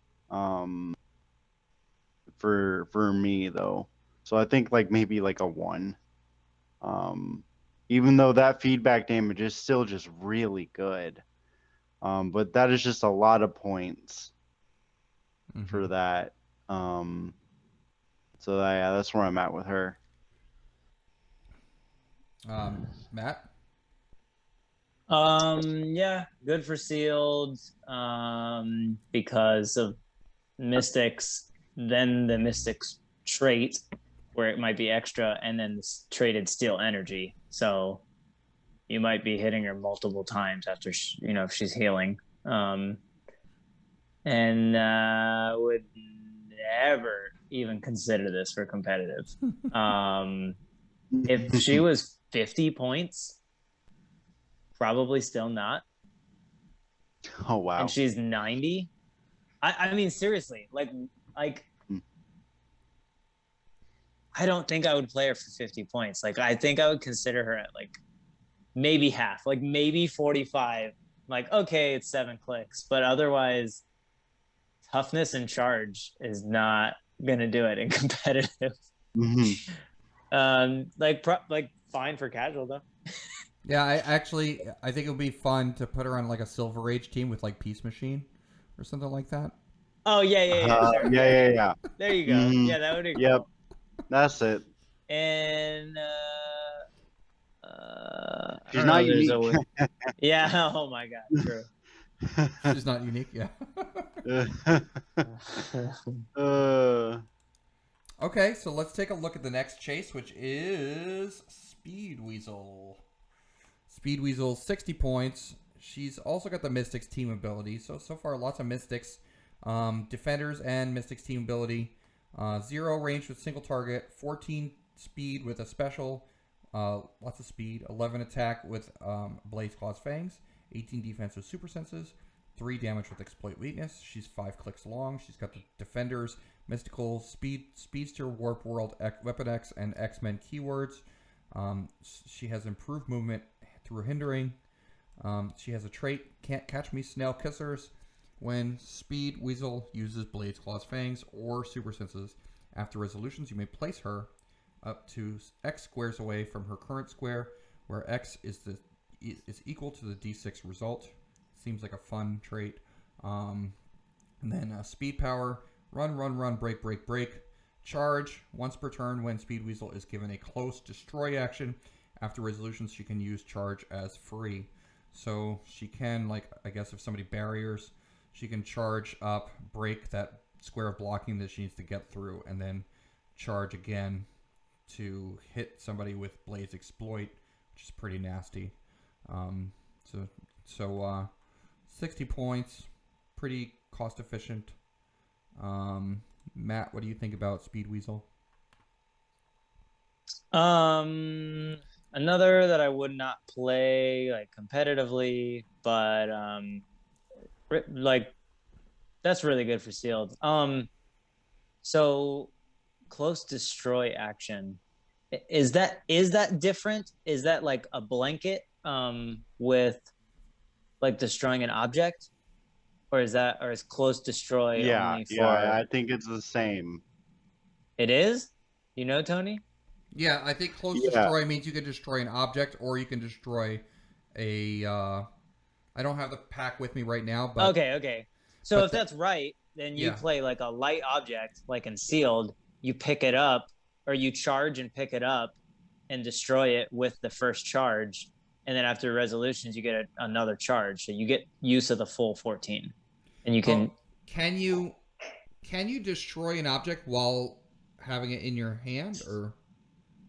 Oh, no, it's not an object attack. It wouldn't be considered an object attack. So I think an object attack is different from a destroy action. You would have to just run up and punch the object. So I think it would be safer. You'd have to have exactly 7 squares away. Yeah. You just put a heavy object because it's not like your opponent can take the heavy object. Yeah, I see what you're saying. Yeah, you just run up, punch so you put a heavy 7 squares away, or 8, or whatever you want. Yeah.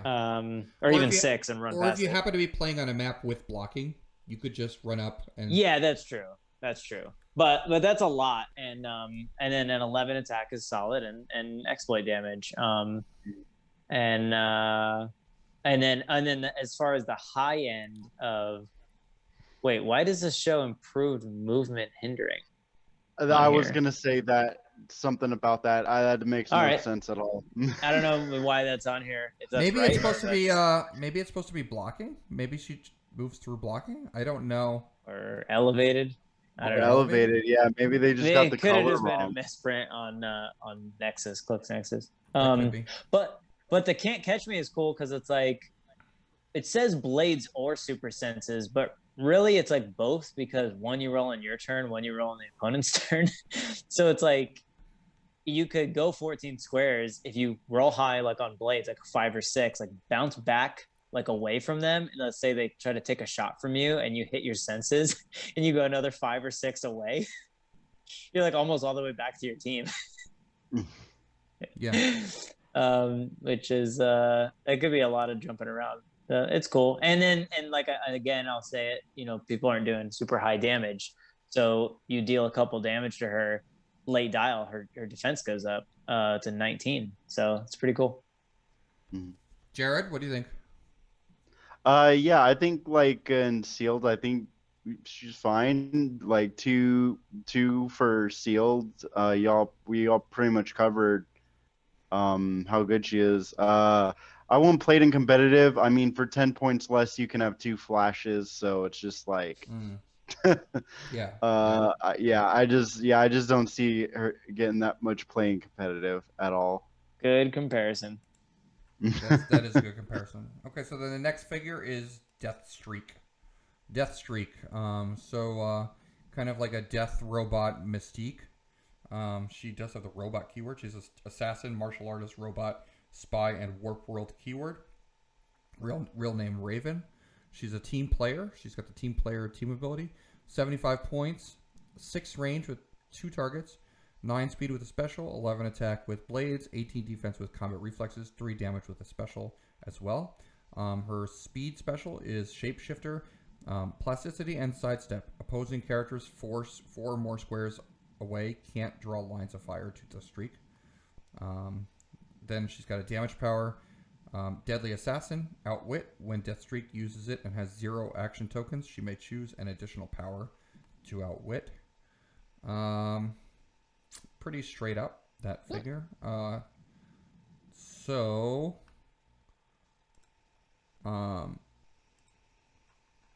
Matt, what do you think about Deathstreak? Interesting. It is a fairly deep dial. Like 8 clicks is pretty good. Can't shoot her. It's like fringe. Like I guess it could almost see some play. Maybe if something came along, like the right thing. Probably a lot more viable in like a Silver Age or something with like IDs or something. Just because you can't target her, mobile. Has the outwit, so you want to outwit the thing before you call something in or whatever. And I like the team ability, but I mean, I don't know if it's really my style or that I would ever play it outside of casual. I mean, I would play it for sealed, but probably right, yeah, outwit and protection on the move up. All right, Jared.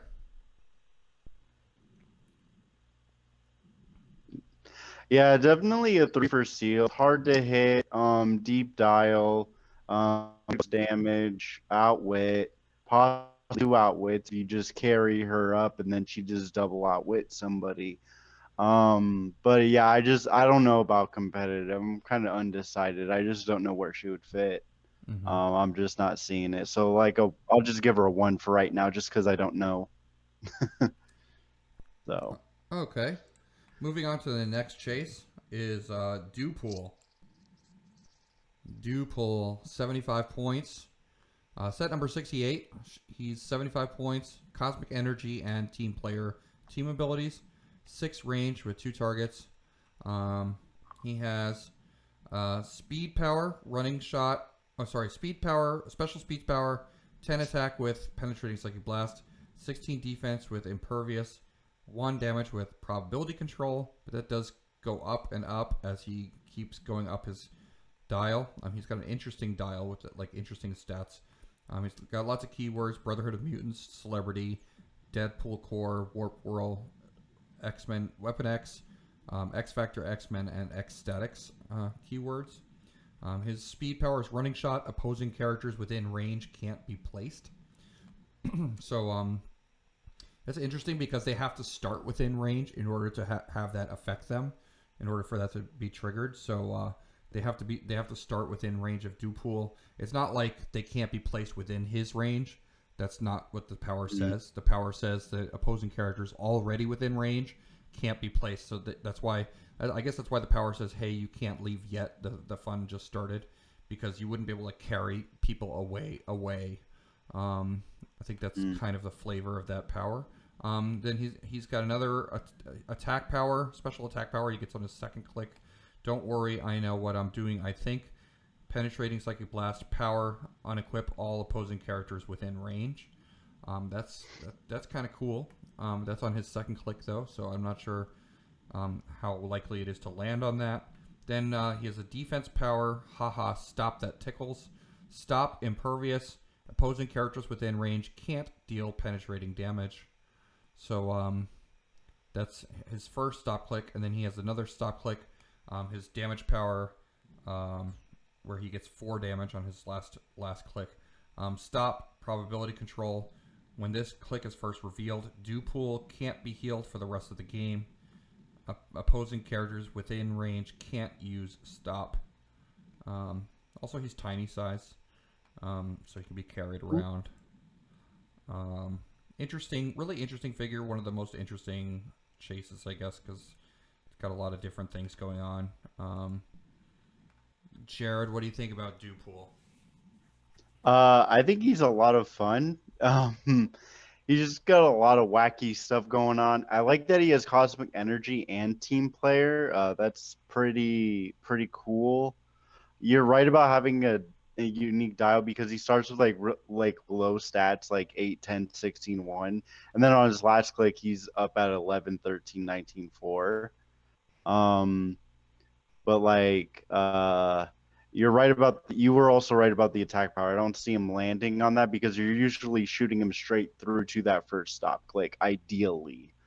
But I just think he's like really interesting, really fun. I'm gonna give I would definitely play him in sealed for sure, so I'll give him a 3. Just because he's just hard to take out, and he just harasses a lot. He's got prob. Don't know about competitive. I definitely think he'll probably see some fringe play, but I just don't know where. But yeah. Okay. Yeah, I mean, I don't know. Even in sealed though, it's interesting because he's taking up 75 points of your team, and he's only dealing with 1 damage initially. But, I mean, I guess he does a lot of disruption and different things. Matthew, what do you think about Dupool? Yeah, I actually agree with you. I don't know that I'm definitely playing him in sealed. He's a 75-point prob. Like, yeah, there's a lot of, words on his card. It looks like he does a lot of disruption, but he's ignorable. It's like he has a lot of fun stuff, but how likely are you to actually see it? If your opponent just goes after the rest of your team and says, I can stay out of a 6 range, and he's dealing 1 damage at a time, like, he's kind of ignorable. Which is why I probably don't think he sees like any competitive play outside of just like someone, that just wants to run a fun casual team that wants to play him. But I don't think he's actually that good. Like, I think he would need to be 50 points for him to just be like an unkillable prob or something. But then at least he's got the team player. But it's cool. Like, I mean, at least it feels like a chase figure. It is cool, but I don't think it's there for competitive. And I'm not like, there's a chance I don't play him sealed. Okay, well, let's take a look at Firebelly. That's the next chase in the set. Firebelly, set number 69. He's got the Brotherhood of Mutants and Underworld team abilities. He's 50 points. 4 range with a single target.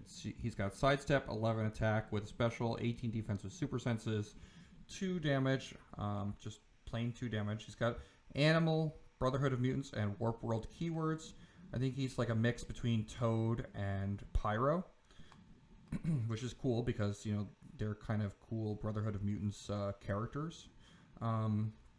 He's got improved movement through characters and elevated. He also has a trait nimble and dangerous. When Firebelly is given a move action and moves 5 squares or less, after resolutions, he may make a range attack, free, place Firebelly in an adjacent square. So, he does have a lot of mobility because he's got the sidestep. Plus, you could place him in an adjacent square for free. Plus, he's got that move and attack power. He's got an attack power, fire starter, energy explosion, and poison. Firebelly deals penetrating damage. That's just in general. He always deals penetrating damage when he has that special on that particular click. Underworld team ability, so he could be a taxi. Matt, what do you think about Firebelly? Pretty underwhelming. Feels like a okay super rare. I guess if you're into the storyline, he's cool, but he's pretty mobile. Obviously, like 5 squares plus the sidestep. His range is only 4 though, but it's okay. It's not that exciting to me. Like, honestly, 1's all around for me. Yeah, actually, when he first came out, I thought he was super rare. I was actually really surprised that he was a chase. Jared, what do you think? Yeah, I guess he's a little underwhelming. He's a decent taxi, with the underworld team ability and all his like mobility, and the penetrating energy explosion and poison is nice, but not that impressive, to say the least. Okay. Okay. All right, let's take a look at the next chase, which is this is the last chase, but there's also a ultra chase that I want to take a look at. So this is the last official chase, is set number 70, Herbert Blackheart Wyndham. So I think it's a cross between Herbert Wyndham, who is the high evolutionary, a cross between him and Blackheart. He's got the Mystics team ability, Underworld team ability. He's 50 points, 8 range with 2 targets, 9 speed with phasing teleport, 9 attack with smoke cloud, 18 defense with toughness, 1 damage with prob. He's got the mystical, scientist, warp world, and weapon X keywords. He also has improved targeting, elevated, hindering, and characters. He has a trait to engineer the perfect world. Herbert Blackheart Wyndham can use the standard powers printed on his card for lower click numbers. So, if he takes damage, he can still use all the powers from his previous clicks, just like Moira X, the uncommon from House of X. Then he has another trait, occult dealings. Herbert Blackheart Wyndham isn't a standard character. Herbert Blackheart Wyndham takes a maximum of 1 damage from attacks, can't be healed, and can't be chosen for Mastermind, Protected Pulse Wave. So, Jared, what do you think about this figure? Also, I think he's just like, he's basically just like the Moira X uncommon that we got in House of X, right? Mm-hmm. It's like the same thing, only it's a chase with Mystics. I think that's the only difference. This guy, I feel, is super like ignorable, because phasing smoke cloud and prob with 1 damage, no move and attack. The improved targeting is nice, but still, I'm not like super impressed with this guy. Matthew? Yeah,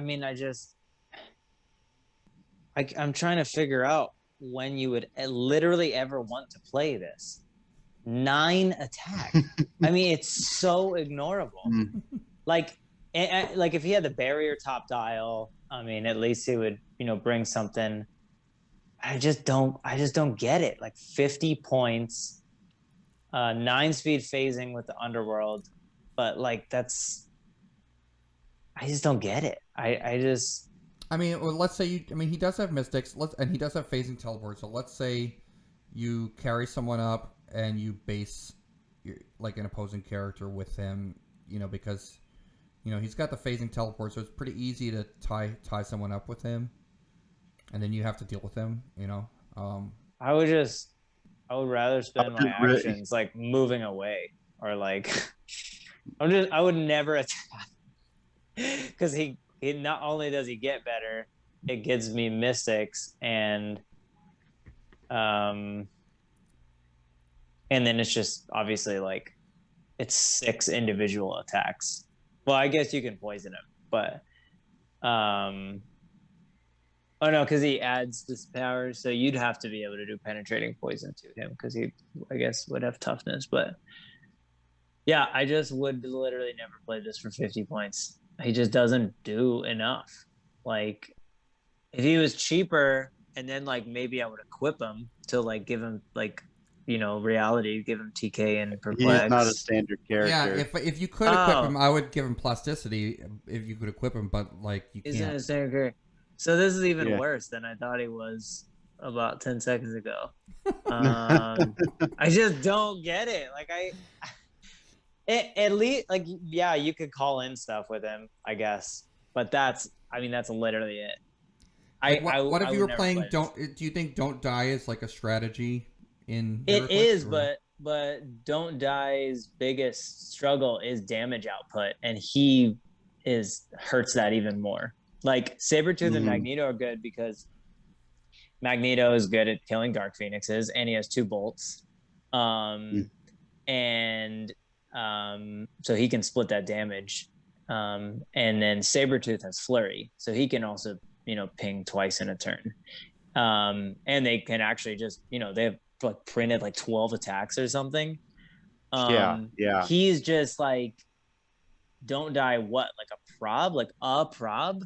Like You also have Smoke Cloud. You could use Smoke Cloud. Oh my god. Oh yeah, Lord. But that's not even good anymore because like it doesn't even stop characters from moving through it. Well, it's good. I guess it's good if you're not attacking, right? Like yeah, like that's something else you could do, But like, isn't just Wonder Twins better than or something? Like, I don't know. I just feel like he's never gonna fill a slot that I really need. Okay, so does Herbert Blackheart Wyndham, is he drinking herbal tea today or? Yeah, it's I think he's the herbal tea pretty chase. not great. Yeah. All right, so then let's take a look at the Ultra Chase. Everybody gets excited about Ultra Chase Deadpools. I mean, the Unicorn one was the last Ultra Chase Deadpool that we had, and this is another Ultra Chase Deadpool. He's coming out of a cake because it's his birthday, and he's got a 200-point line and a 100-point line. 200-point line, he has 11 clicks of life and 2 stop clicks. And he's got the X-Men team ability and the team player team ability, which means like if you wanted to copy like the Wonder Woman team ability and give him like super senses, you could. He's got 6 range with triple target, 12 attack, 12 speed with running shot, 12 attack with energy explosion, 19 defense with super senses, 4 damage with probability control. Or on his 100-point line, he has 11 attack at 3 damage. He has improved targeting through characters and also out of adjacency. He has a trait, Welcome to the Party, Wait, Where Are You Going? Poison. When Deadpool uses it, he may treat characters with a slice of cake token that are not within 6 squares as adjacent. When Deadpool hits, give each hit character without a slice of cake token a slice of cake token. So, he poisons people with cake. Very flavorful, I guess. And then another trait for me, you really shouldn't have. Free, choose a character within range of line of fire. Until your next turn, Deadpool can use the effect of any equipment equipped to that character, and the chosen character cannot use the effect of any equipment at all. And then his defense... Stop click power is party's not over until everybody sings. Stop regeneration and super senses. When this click is first revealed, place all opposing characters with a slice of cake token adjacent to Deadpool, and Deadpool gains immune until your next turn. So he just calls everybody over next to him. Looks like a fun figure. I mean, I was trying to think of ways, because he does have the Avengers team ability, so I was trying to think of not the Avengers team ability, the Avengers keyword. He has a lot of different fun keywords. I was trying to think of a cool Avengers theme team with like him and Steve Rogers and like Wonder Woman or Giganta or something like that. I don't know what you could do with that, but Matt, what do you think about Deadpool? I think it's a good Ultra Chase. This is a lot of fun stuff. Unlike Dupe Pool, this you actually get to use all of his fun stuff. 200 and 100 are too expensive for competitive, and I think I'm fine with that. Like an Ultra Chase not being competitive. I think he'd probably have to be like, I don't know, what was Thanos, like 160. He had like 9 clicks, and they could pop out Screed and shut off like Protected Outwit. So this would probably have to be around the same, honestly, to be like see competitive play. And Thanos doesn't even see competitive play anymore. He was mostly a good like call-in battery because of his all the perplex. But probably around there. Like if he was like 150, then he does have 11 clicks. He probably sees competitive play there. But at 200, it's more casual, and I'm fine with that since he's already so rare. But it's really cool. Yeah, and I'm glad they gave him a lot of good keywords for casual building. Yeah, I mean, I would definitely play him for sealed, like 110%. Yeah. Jared? Yeah. Like I agree. He's super fun. Definitely a triple shot for sealed. Competitive. Honestly, there's probably some like diehard Deadpool fans who probably just want to make him work. So outside of seeing those teams, I don't see him, making that big of an impact on it. But he does look like a really, really fun piece to play, though, for sure.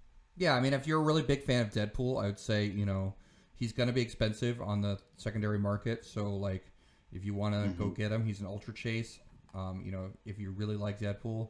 But I don't think he's going to be a must-play in competitive, which, like Matthew said, is good because, that means you don't have to own him. Yeah, you don't have to drop, like, a whole bunch of money on that boy. Yeah. Okay, so that's Deadpool.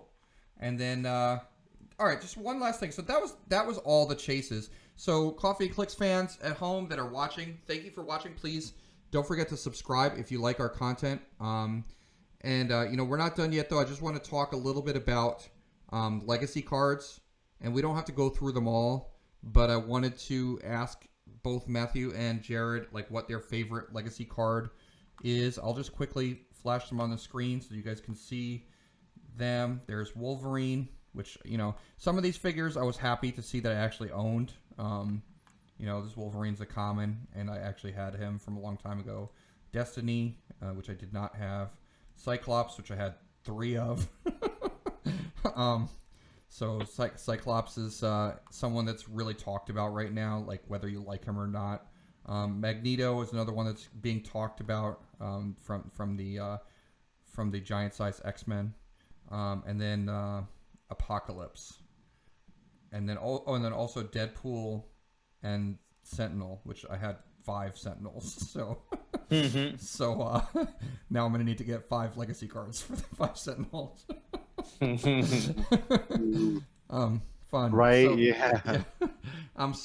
What do you think about, just really quickly, Matthew, what's your like number 1 legacy card? I'm pretty split between Destiny and Cyclops. I mean, Destiny's cool because she was like the OG, like, cheap prob that literally everyone ran for like the longest time. But Cyclops is really cool to me, even though he's pretty recent, they like really reimagined him, and I actually like that. I like that they changed him. Like otherwise, what to me, like what's the point of a legacy card if he's going to be so the same? That's my opinion. Do you think they downgraded him by a lot or no? No, it's like a side grade. Like he went from being like a more offensive piece with his like precision, and with his pensai. I mean, his pensai, to a more supportive piece. He can, if he hits, he still gives himself sidestep. And then the extra 2 actions. I mean, maybe it's not useful right now on a modern X-Men team, but it's still an inherently powerful effect. And they cut 10 points off him, so he's even easier to just jam on a team. Even though mostly being called in before. But yeah, I like that he's so different. Like, we all think the sculpt is cool, I think. So why not keep some of the things that made him similar, like not many characters.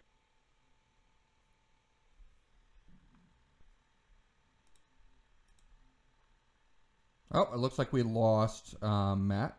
Mm-hmm. We lost Matt, but yeah, not many characters. I think he was going to say shoot through blocking for 8 range. Yeah. This Cyclops is super good. He's good, but in a different way from like his previous predecessor. And you know what I was going to mention also is that Cyclops, interestingly enough, this one is a really good call-in too if you are playing ID cards, because he gives you +2 actions. So that call-in from your ID card is like a free action now. It doesn't because you have an extra action now, and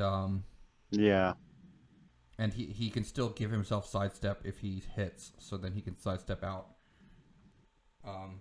So all right, and then Jared, what were your favorite legacy cards? I really like Cyclops a lot. I think it's like most. I think he's good in a different way. Like the +2 instead of the really nice. I know there's Doom out there, obviously. So, but I think for that reason, like I think he's better on like an X-Men swap team.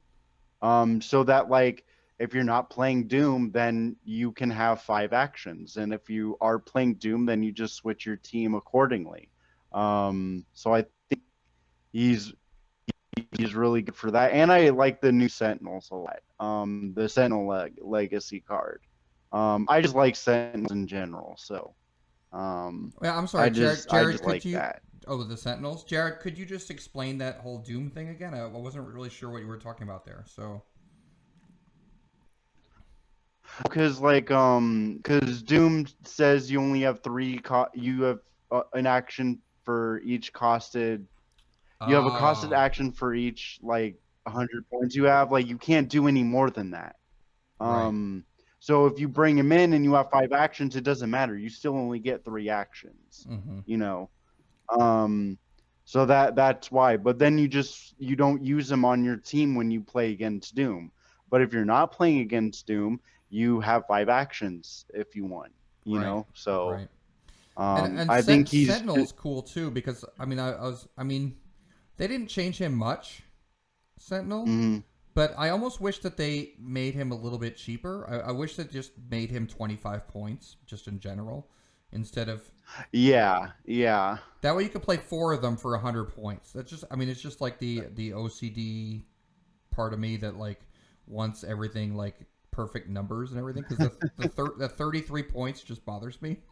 But yeah, like but still, like I don't know. I mean, this is good though, because you can pick any starting line right now with the 25 point Sentinels. Like it doesn't have to be random. Like you can pick any starting line. Yeah, I think so. I think that's how it works. I could be wrong. We could be wrong. Not sure, but um, because it says each additional Legacy Sentinel added to your starting force beyond the first costs 25 points. Yeah. So that You means may choose an additional starting line for each, so you do get to choose them. So I don't know. yeah. But anyway, regardless, I just I do like the Sentinel. I like Sentinels. I'm a fan. So And me for those are me, my favorites. probably my favorite. I think the ones you mentioned were kind of my favorites, but then also I really like Magneto. Um, Mm-hmm. I mean, yeah, he's 175 points. It's just going to be casual. He's not going to be competitive or anything like that. But I mean, if you look at him, I mean, he does destroy a square of blocking within range every turn. So That's nice. that kind of brings me back to like the old strategy with like Wonder Woman's barn, where he can just destroy a square of blocking in that big like hunk of blocking, and then he can go and hide in there. Like Oh Lord. I feel like some shenanigans can be done there. I don't know what yet, but I mean this Magneto's pretty beefy. I like the way they changed him from his GSX version, and they made him pretty decent. So I like Magneto. I mean I think a lot of people are trying to find GSX Magnetos right now because his sculpt is so cool. Yeah. It looks pretty sweet. So, Jared, thanks for coming on the show. We have just for the viewers at home, we have reviewed you've been watching part 2. If you haven't watched part 1, go back and watch part 1 of the Marvel Heroclix X-Men Rise and Fall set review, done with members of Secret Invasion, and with your host myself, Tlish, and thank you for watching. Don't forget to subscribe and keep watching future episodes of Coffee and Clix. Thank you for joining us, and don't forget, everybody, wake up and smell the Clix.